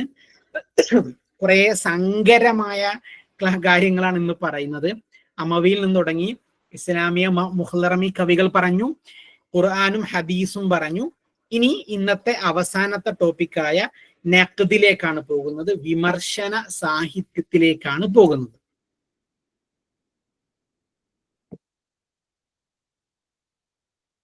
എന്തുകൊണ്ടാണ് ഞാനിത് പഠിപ്പിക്കുന്നത്? ഒരു വെള്ളം കുടിച്ചാട്ടോ, ഒരു ഗ്ലാസ്. ഇത് ഞാൻ പറയാനുള്ള കാരണം, നമ്മളുടെ സിലബസിൽ സിലബസ് ഇറങ്ങിയ കാലം തൊട്ട് പച്ചക്ക് ഇങ്ങനെ കൊടുത്തിട്ടുണ്ട്. താരീഫു നഖ്ദുൽ അദബി, സാഹിത്യ വിമർശനത്തിന്റെ താരീഫ് പഠിക്കണം കേട്ടോ, സിലബസിലുണ്ട്. അൽ അദബ് വൽ അനാസുർ, എന്താണ് സാഹിത്യം, അതിന്റെ അനാസുറുകൾ, അതിന്റെ ഘടകങ്ങൾ ഏതൊക്കെയാണ്, പിന്നെ ഫാക്ടേഴ്സ് ഏതൊക്കെയാണ്, ഇതിങ്ങനെ പച്ചക്ക് സിലബസിൽ കൊടുത്തിക്കണം. പക്ഷെ LP UPക്ക് പണ്ട് സിലബസ് ഒന്നും ബാധകമല്ലായിരുന്നു. 2023-24 2 സർക്കിളിലാണ് ഇതിന്റെ സിലബസ് പൂർണ്ണമായിട്ട് അവര് നോക്കാൻ തുടങ്ങിയത്. അപ്പൊ അതുകൊണ്ട് തന്നെ പിന്നെ നിങ്ങൾ കമന്റിൽ എന്താണ് പറയുന്നത്? സൗണ്ട് ഇല്ലേ? പ്രശ്നമുണ്ടോ? ബ്രേക്ക് ആവുന്നുണ്ട്? ഞാനൊരു ഗ്ലാസ് വെള്ളം കുടിച്ചിരുന്നു, ആ ബ്രേക്ക് ആണോ? ഓക്കെ, കേൾക്കുന്നു എന്ന് വിചാരിക്കുന്നു. ഓക്കെ, അപ്പൊ നഖ്ദ് എന്നത് ഏറ്റവും പ്രധാനപ്പെട്ട ഒരു ഏരിയ ആണ്. കാരണം ഇത് ആളുകൾ ഇങ്ങനെ സ്കിപ്പ് ചെയ്ത് വിടുന്ന ഏരിയ ആണ്. പക്ഷെ പരീക്ഷയ്ക്ക് നന്നായിട്ട് ചോദ്യങ്ങൾ ചോദിച്ചിട്ടുണ്ട്. HSA 2024, LP 2024, HSA 2023 ചോദ്യങ്ങൾ വന്നിട്ടുണ്ട്. അൽ ഉൻസുറുൽ ഹാം, പിന്നെ HS 2024 നമ്മളെ മുമ്പിൽ ഏറ്റവും അവസാനം നടന്നൊരു പേപ്പർ ഉണ്ടല്ലോ. അപ്പൊ HS ആയാലും LP ആയാലും UP ആയാലും ഒരേ സിലബസ് ആണ്. അൽ ഉൻസുറുൽ ഹാം ഏതാണ്, പിന്നെ ഏറ്റവും പ്രധാനപ്പെട്ട അദബിന്റെ ഇനം ഘടകം ഏതാണ്, ഫാക്ടർ ഏതാണ്? അത് ആത്തിഫത്താണ്. താരിഫ് നഖ്ദ്, നഖ്ദിന്റെ താരീഫിൽ നിന്ന് ചോദിച്ചു. അതേപോലെ പിന്നെ അസ്വൽ ഹദീസിലെ നാഖിദ് ആരാണെന്നൊരു ചോദ്യം ഉണ്ടായിരുന്നു. ഇബ്നു ഖുത്തൈബയിൽ നിന്ന് ചോദിച്ചു. ഇസ്ലാമിക കാലഘട്ടത്തിലെ ഒരു നാഖിദ് ആരാണ്? അതൊക്കെ നല്ലൊരു പോയിന്റ് ആണ്. ഇബ്നു അബി അത്തീഖയിൽ നിന്ന് ചോദിച്ചു. അപ്പൊ ഇതൊക്കെ റീസെന്റ് ആയ 2023-ലും 2024-ലും നഖ്ദ് ചോദിച്ചിട്ടുണ്ട്. കാരണം സിലബസിൽ അങ്ങനെ ഒരു സാധനം കിടപ്പുണ്ട്. അതുകൊണ്ട് നമ്മൾ എന്തായിട്ടും പഠിക്കണം. നമുക്ക് നോക്കാം. ഞാൻ ജസ്റ്റ് ഒന്ന് ഇതിന്റെ ഒരു പിന്നെ ആകത്തുക പറഞ്ഞ് അവസാനിപ്പിക്കും. നിങ്ങൾക്ക് പരീക്ഷയ്ക്ക് വേണ്ടത് ഞാൻ പറയും. എന്നാൽ നഖ്ദ് എന്നത് PGക്ക് ഒരു ടോപ്പിക്കാണ്, ഒരു പേപ്പറാണ്. അത്ര ഡീപ്പായിട്ട് നമുക്ക് പറയാൻ കഴിയില്ല. ശ്രദ്ധിച്ചിരിക്കുക.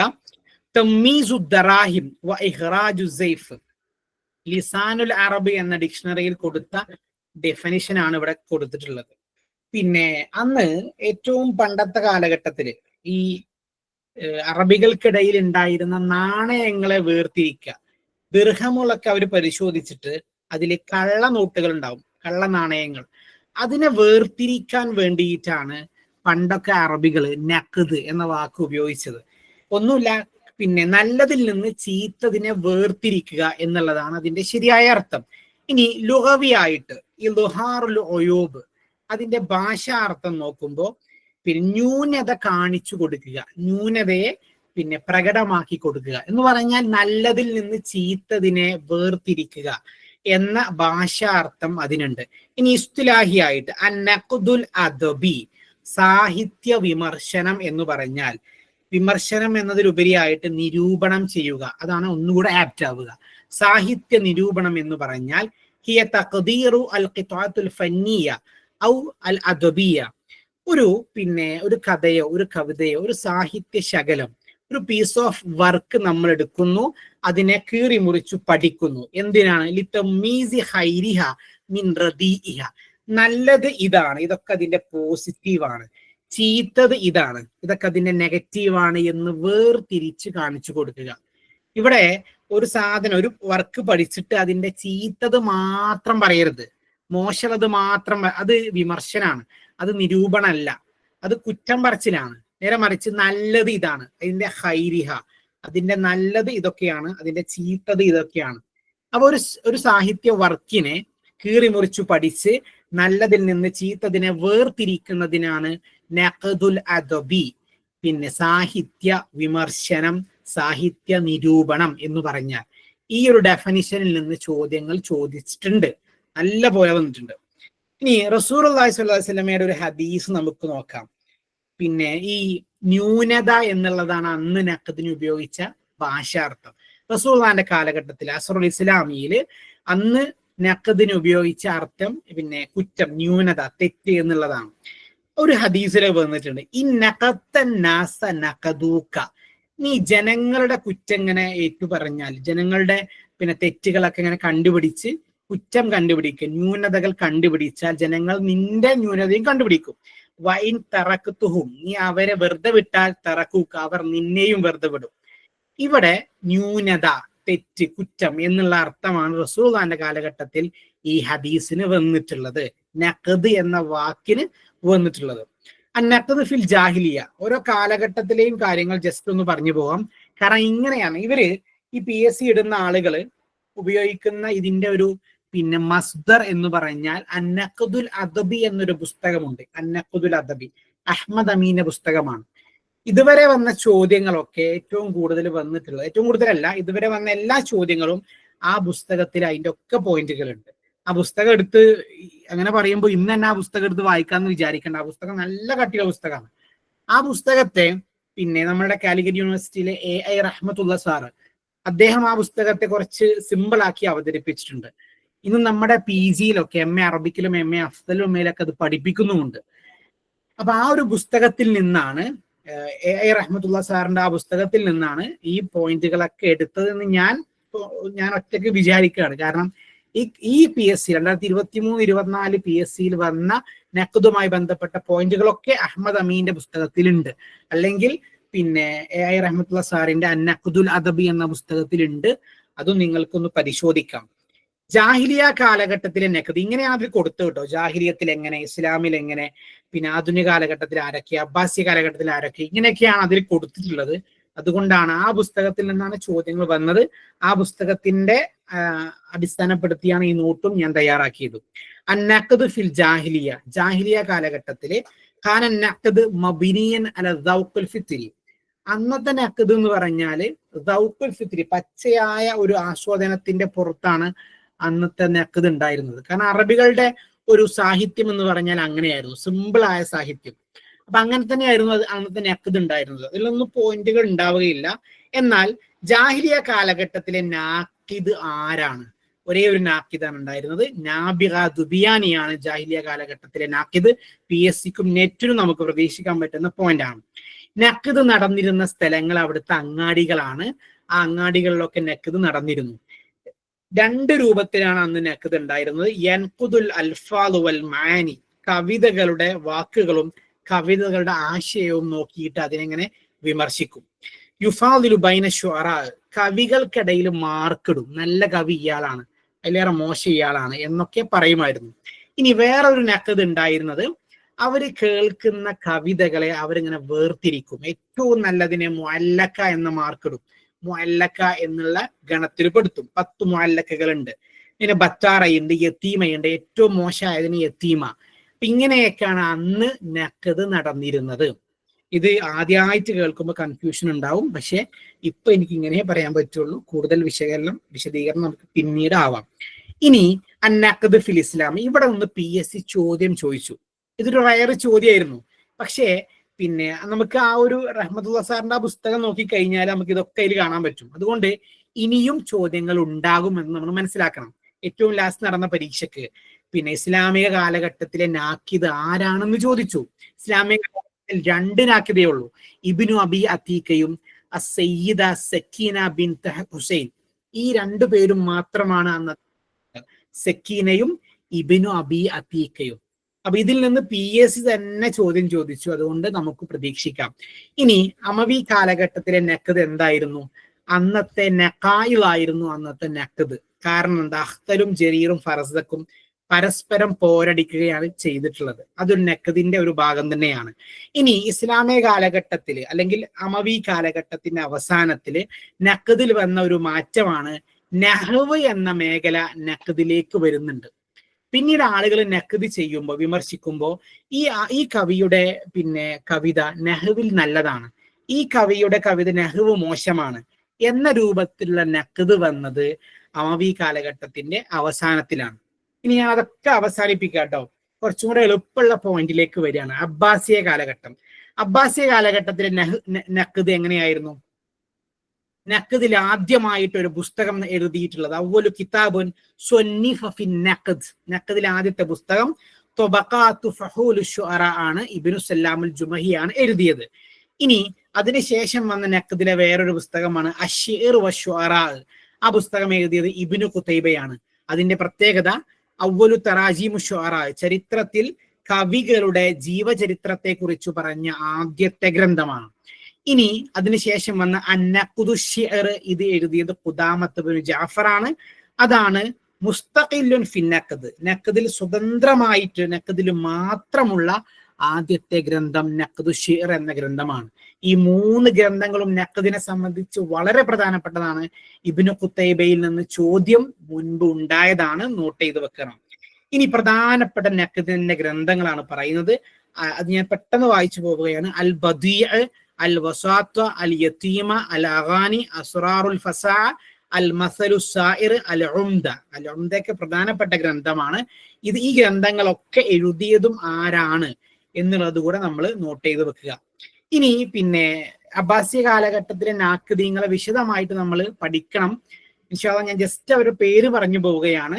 അവരുടെ പ്രധാനപ്പെട്ട പോയിന്റ് മാത്രം ഹൈലൈറ്റ് ചെയ്തിട്ടുണ്ട്. ഇബ്നു സല്ലാമുൽ ജുമഹി ഞാൻ നേരത്തെ പറഞ്ഞു, ആദ്യത്തെ ഗ്രന്ഥം എഴുതിയിട്ടുള്ള ആളാണ്. അവ്വലു കിതാബുൻ ഫി നഖ്ദ്, അത് ത്വബഖാത്തു ഫഹൂലു ശുഅറാ ആണ്. ഇബ്നു ഖുതൈബക്ക് പ്രധാനപ്പെട്ട കുറച്ച് ഗ്രന്ഥങ്ങളുണ്ട്.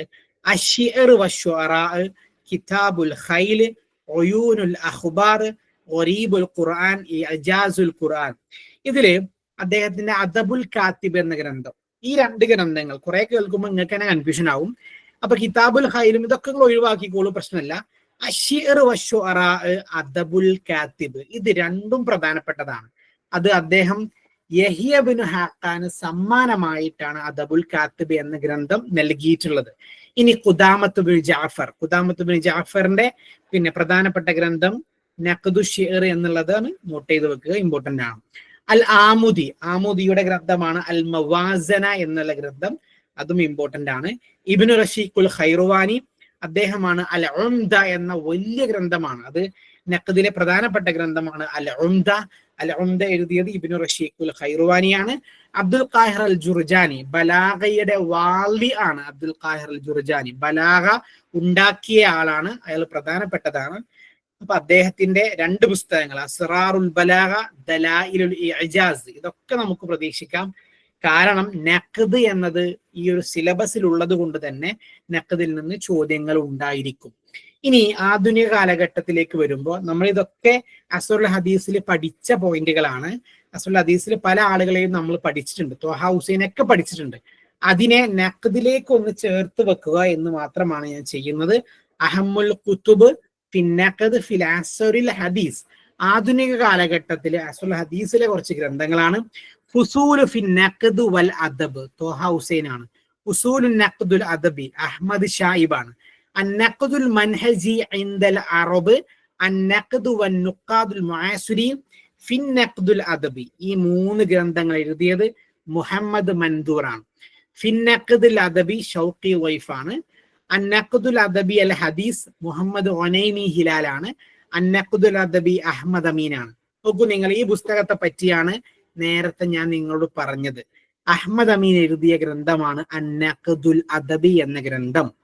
ആ ഗ്രന്ഥം പിന്നെ ആ ഗ്രന്ഥത്തിൽ നിന്നാണ് PSC ഇപ്പറഞ്ഞ കുറെ പോയിന്റുകൾ എടുത്തിട്ടുള്ളത്. അതുകൊണ്ട് അതും കൂടെ നമ്മൾ നോക്കുക. ഇനി അവസാനിപ്പിക്കുകയാണ്. നോക്കൂ നിങ്ങൾ ശുക്രൻ കാണുന്നുണ്ടല്ലോ ഇവിടെ, അതുകൊണ്ട് ഇത് ലാസ്റ്റ് സ്ലൈഡാണ്, അവസാനത്തെ സ്ലൈഡാണ്.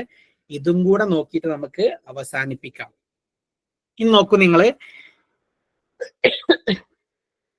സൗണ്ട് പോയിട്ടുണ്ട്.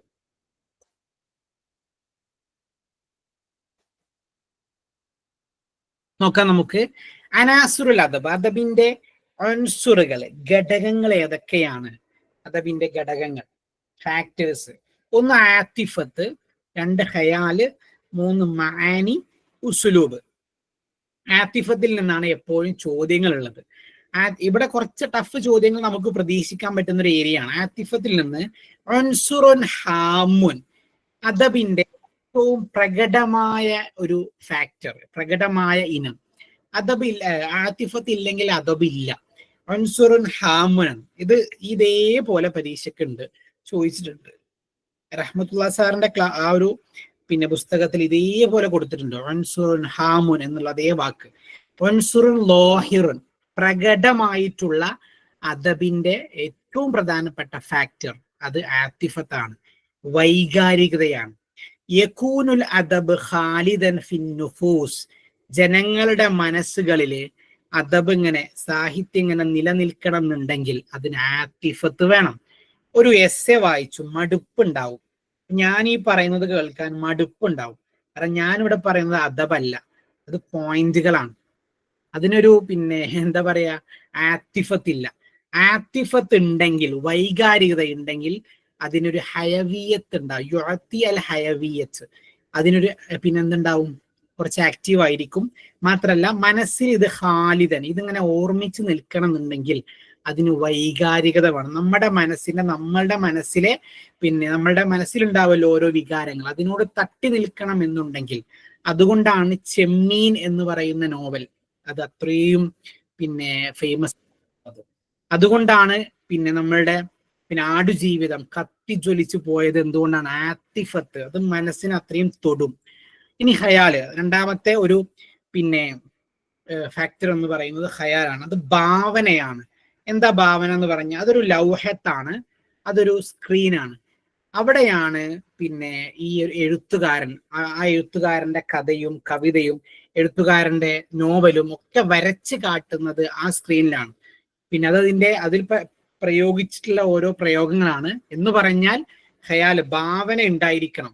പിന്നെ ഓരോ അദബിനും ഓരോ സാഹിത്യ ഇനങ്ങൾക്കും നല്ല ഭാവനയും ഉണ്ടായിരിക്കണം. മാനി അതിന്റെ കണ്ടന്റ് ആണ്, അതിന്റെ ആശയമാണ്. ഉസ്ലൂബ് അതിന്റെ ശൈലിയാണ്, അത് നമ്മളിലേക്ക് അവതരിപ്പിച്ച അതിന്റെ വസീല ലിത്തഅബീരിൽ മാനി, ആ കഥയുടെ കണ്ടന്റ് നമ്മളിലേക്ക് തന്നിട്ടുള്ള ഒരു സിനിമ പറയുകയാണെങ്കിൽ ആ സിനിമയുടെ തിരക്കഥയാണ് അതിന്റെ മാനി. എന്നാൽ അതിന്റെ ഉസ്ലൂബ് എന്ന് പറഞ്ഞാൽ അത് നമ്മളിലേക്ക് അവതരിപ്പിച്ച രീതിയാണ്, ഏത് രൂപത്തിലാണ് നമ്മളിലേക്ക് അത് അവതരിപ്പിച്ചത് എന്നുള്ളതാണ് അതിന്റെ ഉസ്ലൂബ്. കുറച്ചു പാടന്നെയാണ്, കുറച്ച് ബുദ്ധിമുട്ട് തന്നെയാണ് അദബും അതിനെ കീറി മുറിച്ചു പഠിക്കുന്ന നഖ്ദ് എന്ന് പറയുന്ന ഈ മേഖലയും. അത് പെട്ടെന്ന് ഞാൻ പറഞ്ഞു പോയതാണ്. ഞാൻ നിങ്ങൾക്കൊരു വാക്ക് തന്നിരുന്നു, 9:15 ഞാൻ അവസാനിപ്പിക്കും എന്ന് പറഞ്ഞിരുന്നു. അപ്പൊ അതുകൊണ്ട് ഞാൻ പതുക്കെ ഇത് സ്റ്റോപ്പ് ചെയ്യുകയാണ്. ഇന്ന് നമ്മൾ ഒരുപാട് ഏരിയകളാണ് നമ്മൾ കുറെ ഡിസ്കസ് ചെയ്തത്.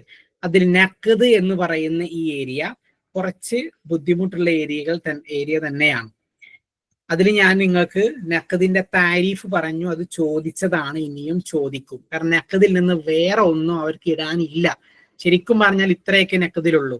ജാഹിലിയത്തിലെ നഖ്ദ് എങ്ങനെയായിരുന്നു, ഇസ്ലാമിയത്തിലെ നഖ്ദ്, അബ്ബാസിയിലാണ് നഖ്ദ് വളർന്നു പന്തലിച്ചത്. അതുകൊണ്ട് തന്നെ കുറെ പുസ്തകങ്ങൾ, ഞാൻ ഇവിടെ പറഞ്ഞ 3 പുസ്തകവും ഇമ്പോർട്ടന്റ് ആണ്. അതിനുശേഷവും കുറെ പുസ്തകങ്ങളും കുറെ ആളുകളെയും പറ്റി പറഞ്ഞു. ഇനി അഹമ്മുൽ കുത്തുബ് ഫിൻ നഖ്ദ്, ഇവിടെ കുറച്ച് കൺഫ്യൂഷൻ ഉണ്ടാവും, കാരണം എല്ലാതും ഒരുപോലെയാണ് പേരുകൾ വരുന്നത്. ഇവിടെ നിന്നും ചോദ്യങ്ങൾ ഉണ്ടാവും. പിന്നെ അനാസുൽ അദബ് എന്ന ചോദ്യങ്ങൾ ഉറപ്പായിട്ടുണ്ടാവും, അല്ലെങ്കിൽ ഈ പേജിൽ നിന്ന് ചോദ്യം ഉണ്ടാവും. കാരണം സിലബസിൽ ഇങ്ങനെ തന്നെ കൊടുത്തിരിക്കുന്നത് അൽ അദബ് വൽ അനാസുർ, ചോദ്യങ്ങൾ ഉണ്ടാകും പ്രിയപ്പെട്ടവർ. അതുകൊണ്ട് നന്നായിട്ട് ഇത് പഠിക്കുക. പിന്നെ നിങ്ങൾക്ക് ഒരു കാര്യം കൂടെ ഞാൻ നിങ്ങളോട് പറയുകയാണ്. അത് ഇന്നത്തെ ക്ലാസ് ഞാൻ പെട്ടെന്ന് പറഞ്ഞു പോയത് കൊണ്ടാണ്. പിന്നെ ഞാൻ സംഘാടകരുടെ അനുമതി കൂടി തന്നെയാണ് ഞാൻ ഇത് പറയുന്നത്. പിന്നെ നമുക്ക് ഇന്നത്തെ ക്ലാസ് ഒക്കെ, പ്രത്യേകിച്ച് ഇന്നത്തെ ക്ലാസ് പെട്ടെന്ന് പറഞ്ഞു പോയിട്ടുണ്ട്. ഞാനിത് വിശദീകരിച്ച് പറയുന്ന കുറച്ച് ഭാഗങ്ങൾ എൻ്റെ ഒരു യൂട്യൂബ് ചാനലിലുണ്ട്. അതുകൊണ്ട് അതിന്റെ ലിങ്ക് കൂടെ പറ്റുകയാണെങ്കിൽ ഞാൻ നിങ്ങൾക്ക് നൽകാം. പിന്നെ അതുകൊണ്ട് കുറച്ചും കൂടെ ഡീപ്പായിട്ട് നിങ്ങൾക്ക് അത് കേൾക്കാൻ പറ്റും. കാരണം പെട്ടെന്ന് പറഞ്ഞു പോയത് കൊണ്ട് പിന്നെ ബുദ്ധിമുട്ടാവോ എന്നുള്ള സംശയമുണ്ട്. അതുകൊണ്ടാണ് ഞാനത് അവസാനം അങ്ങനെ ഒരു കാര്യം പറഞ്ഞിട്ടുള്ളത്. അപ്പൊ ഞാൻ അവസാനിപ്പിക്കുകയാണ്. അവസാനം നിങ്ങളോട് പറയാനുള്ളത്, നിങ്ങൾക്ക് വേണ്ടി പിന്നെ അങ്ങേയറ്റം നമ്മൾ പിന്നെ പ്രയത്നിക്കുന്നുണ്ട്, പ്രാർത്ഥിക്കുന്നുണ്ട്. ഇതൊക്കെ നിങ്ങളുടെ വിജയം ആഗ്രഹിച്ചുകൊണ്ട് മാത്രമാണ്. അതുകൊണ്ട് ഇനിയുള്ള ദിവസങ്ങൾ എന്ന് പറയുന്നില്ല, ഇനിയുള്ള മണിക്കൂറുകൾ കുറച്ച് നമ്മളുടെ മുമ്പിലുള്ളൂ. അത് അങ്ങേയറ്റം നമ്മൾ ഇതിനു വേണ്ടി മാത്രം മാറ്റി വെക്കുക. വേറെ ഒന്നും ഇനി മനസ്സിൽ വേണ്ട, ഇത് മാത്രമായിട്ട് നമ്മൾ ജീവിക്കുക. അവസാനമായിട്ട് എൻ്റെ ശബ്ദം കേൾക്കുന്ന ഓരോരുത്തരോടും എനിക്ക് അങ്ങേയറ്റം താഴ്മയോടുകൂടി നിങ്ങളോട് ചോദിക്കാനുള്ളത്, നിങ്ങളുടെ ആത്മാർത്ഥമായിട്ടുള്ള പ്രാർത്ഥന അത് നമ്മൾക്ക് വേണ്ടി ഉണ്ടാവണം, എല്ലാവർക്കും വേണ്ടിയും. എൻ്റെ കാര്യം പറയുകയാണെങ്കിൽ, നിങ്ങൾ പ്രാർത്ഥിക്കുമ്പോൾ പിന്നെ എനിക്കും എൻ്റെ കുടുംബത്തിനും വേണ്ടി പേരെടുത്ത് പറഞ്ഞുകൊണ്ട് പ്രാർത്ഥിക്കണം. വേറെ ഒന്നും നമ്മൾ ചോദിക്കുന്നുമില്ല, ആവശ്യപ്പെടുന്നുമില്ല. നിങ്ങളുടെ പ്രാർത്ഥന മാത്രം ഉണ്ടാകണമെന്ന് പിന്നെ കമന്റിൽ പറയണമെന്നല്ല, നിങ്ങൾ ജീവിതത്തിൽ നിസ്കരിക്കുന്ന സമയത്തും സുജൂദിൽ പോകുന്ന സമയത്തൊക്കെ നിങ്ങൾ പ്രാർത്ഥിക്കണം എന്ന് മാത്രം പറഞ്ഞുകൊണ്ട്, ഈ ടീമിന് വേണ്ടിയിട്ട് പ്രാർത്ഥിക്കണം എന്ന് മാത്രം പറഞ്ഞുകൊണ്ട് നിർത്തുന്നു എൻ്റെ സെഷൻ. പിന്നെ അള്ളാന്റെ തൗഫീഖ് ഉണ്ടെങ്കിൽ ഈ ഒരു കോഴ്സ് തന്നെ ചിലപ്പോൾ ഇനി വീണ്ടും വന്നേക്കാം. എന്നാലും ഞാൻ നിങ്ങളുടെ എല്ലാവരോടും ഇവിടെ ചോദിക്കുകയാണ്, ഇൻഷാ അള്ളാ വീണ്ടും കാണാം. എല്ലാവർക്കും വിജയാശംസകൾ നേരുകയാണ്. അള്ളാഹുവിന്റെ അനുഗ്രഹം ഉണ്ടാവട്ടെ, പരീക്ഷ എളുപ്പമാവട്ടെ എന്ന് ഞാൻ പറയുന്നു. പക്ഷെ എളുപ്പമുള്ള ചോദ്യങ്ങളാവട്ടെ എന്ന് പറയുന്നില്ല. ചോദ്യങ്ങൾ കുറച്ച് സ്റ്റാൻഡേർഡ് ഉണ്ടായാൽ മാത്രമേ പഠിച്ച ആളുകൾക്ക് റാങ്കിൽ വരാൻ സാധിക്കുകയുള്ളൂ. അല്ലെങ്കിൽ വീണ്ടും കാലാകാലമായിട്ട് വരുന്നവരാണ് വരിക. അതുപോട്ടെ, പരീക്ഷ നിങ്ങൾക്ക് എളുപ്പമാവട്ടെ എന്ന് പ്രാർത്ഥിക്കുന്നു.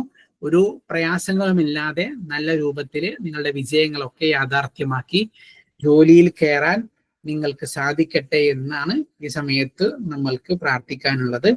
ഓക്കെ, 9:15 സമയം. അപ്പോൾ ഈ ഒരു ഫോട്ടോ തന്നെയാണ് വീണ്ടും എനിക്ക് നിങ്ങളുടെ മുമ്പിൽ കാണിക്കാനുള്ളത്. ഈ അവസ്ഥയിൽ നമ്മൾക്ക് എത്തണം, അതിനു വേണ്ടിയാവണം നമ്മളുടെ പോരാട്ടം. നമ്മൾക്കിനി വേറെ ഓപ്ഷൻ ഇല്ല. തോരിഖ് ബിൻ സിയാദ് പറഞ്ഞതുപോലെ തന്നെ വേറെ എങ്ങോട്ടും ഓടിപ്പോവാനില്ല. പൊരുതുക, പോരാടുക. നമ്മളൊക്കെ ലക്ഷൂറിയസ് ആയിട്ട് ഇങ്ങനെ കാലം നീട്ടിയിരിക്കുന്നവരല്ല. നമ്മൾക്കൊക്കെ പ്രാരാബ്ദങ്ങളുണ്ട്, പ്രയാസങ്ങളുണ്ട്. അതിൽ നിന്നൊക്കെ രക്ഷ നേടണമെന്നുണ്ടെങ്കിൽ പിന്നെ നമ്മൾക്ക് ഈ ഒരു വിജയം നേടിയേ തീരൂ. പഠിച്ചു അനുഗ്രഹിക്കട്ടെ, അള്ളാഹിന്റെ സഹായം ഉണ്ടാവട്ടെ എന്ന് പ്രാർത്ഥിച്ചുകൊണ്ട് അവസാനിപ്പിക്കുന്നു. വആഖിറു ദഅവാന അൽഹംദുലില്ലാഹി റബ്ബിൽ ആലമീൻ. ശുക്രൻ ലക്കും ലിഹുസ്നി ഇസ്തിമാഇക്കും വതആവുനിക്കും. അസ്സലാമു അലൈക്കും വറഹ്മത്തുള്ളാഹി.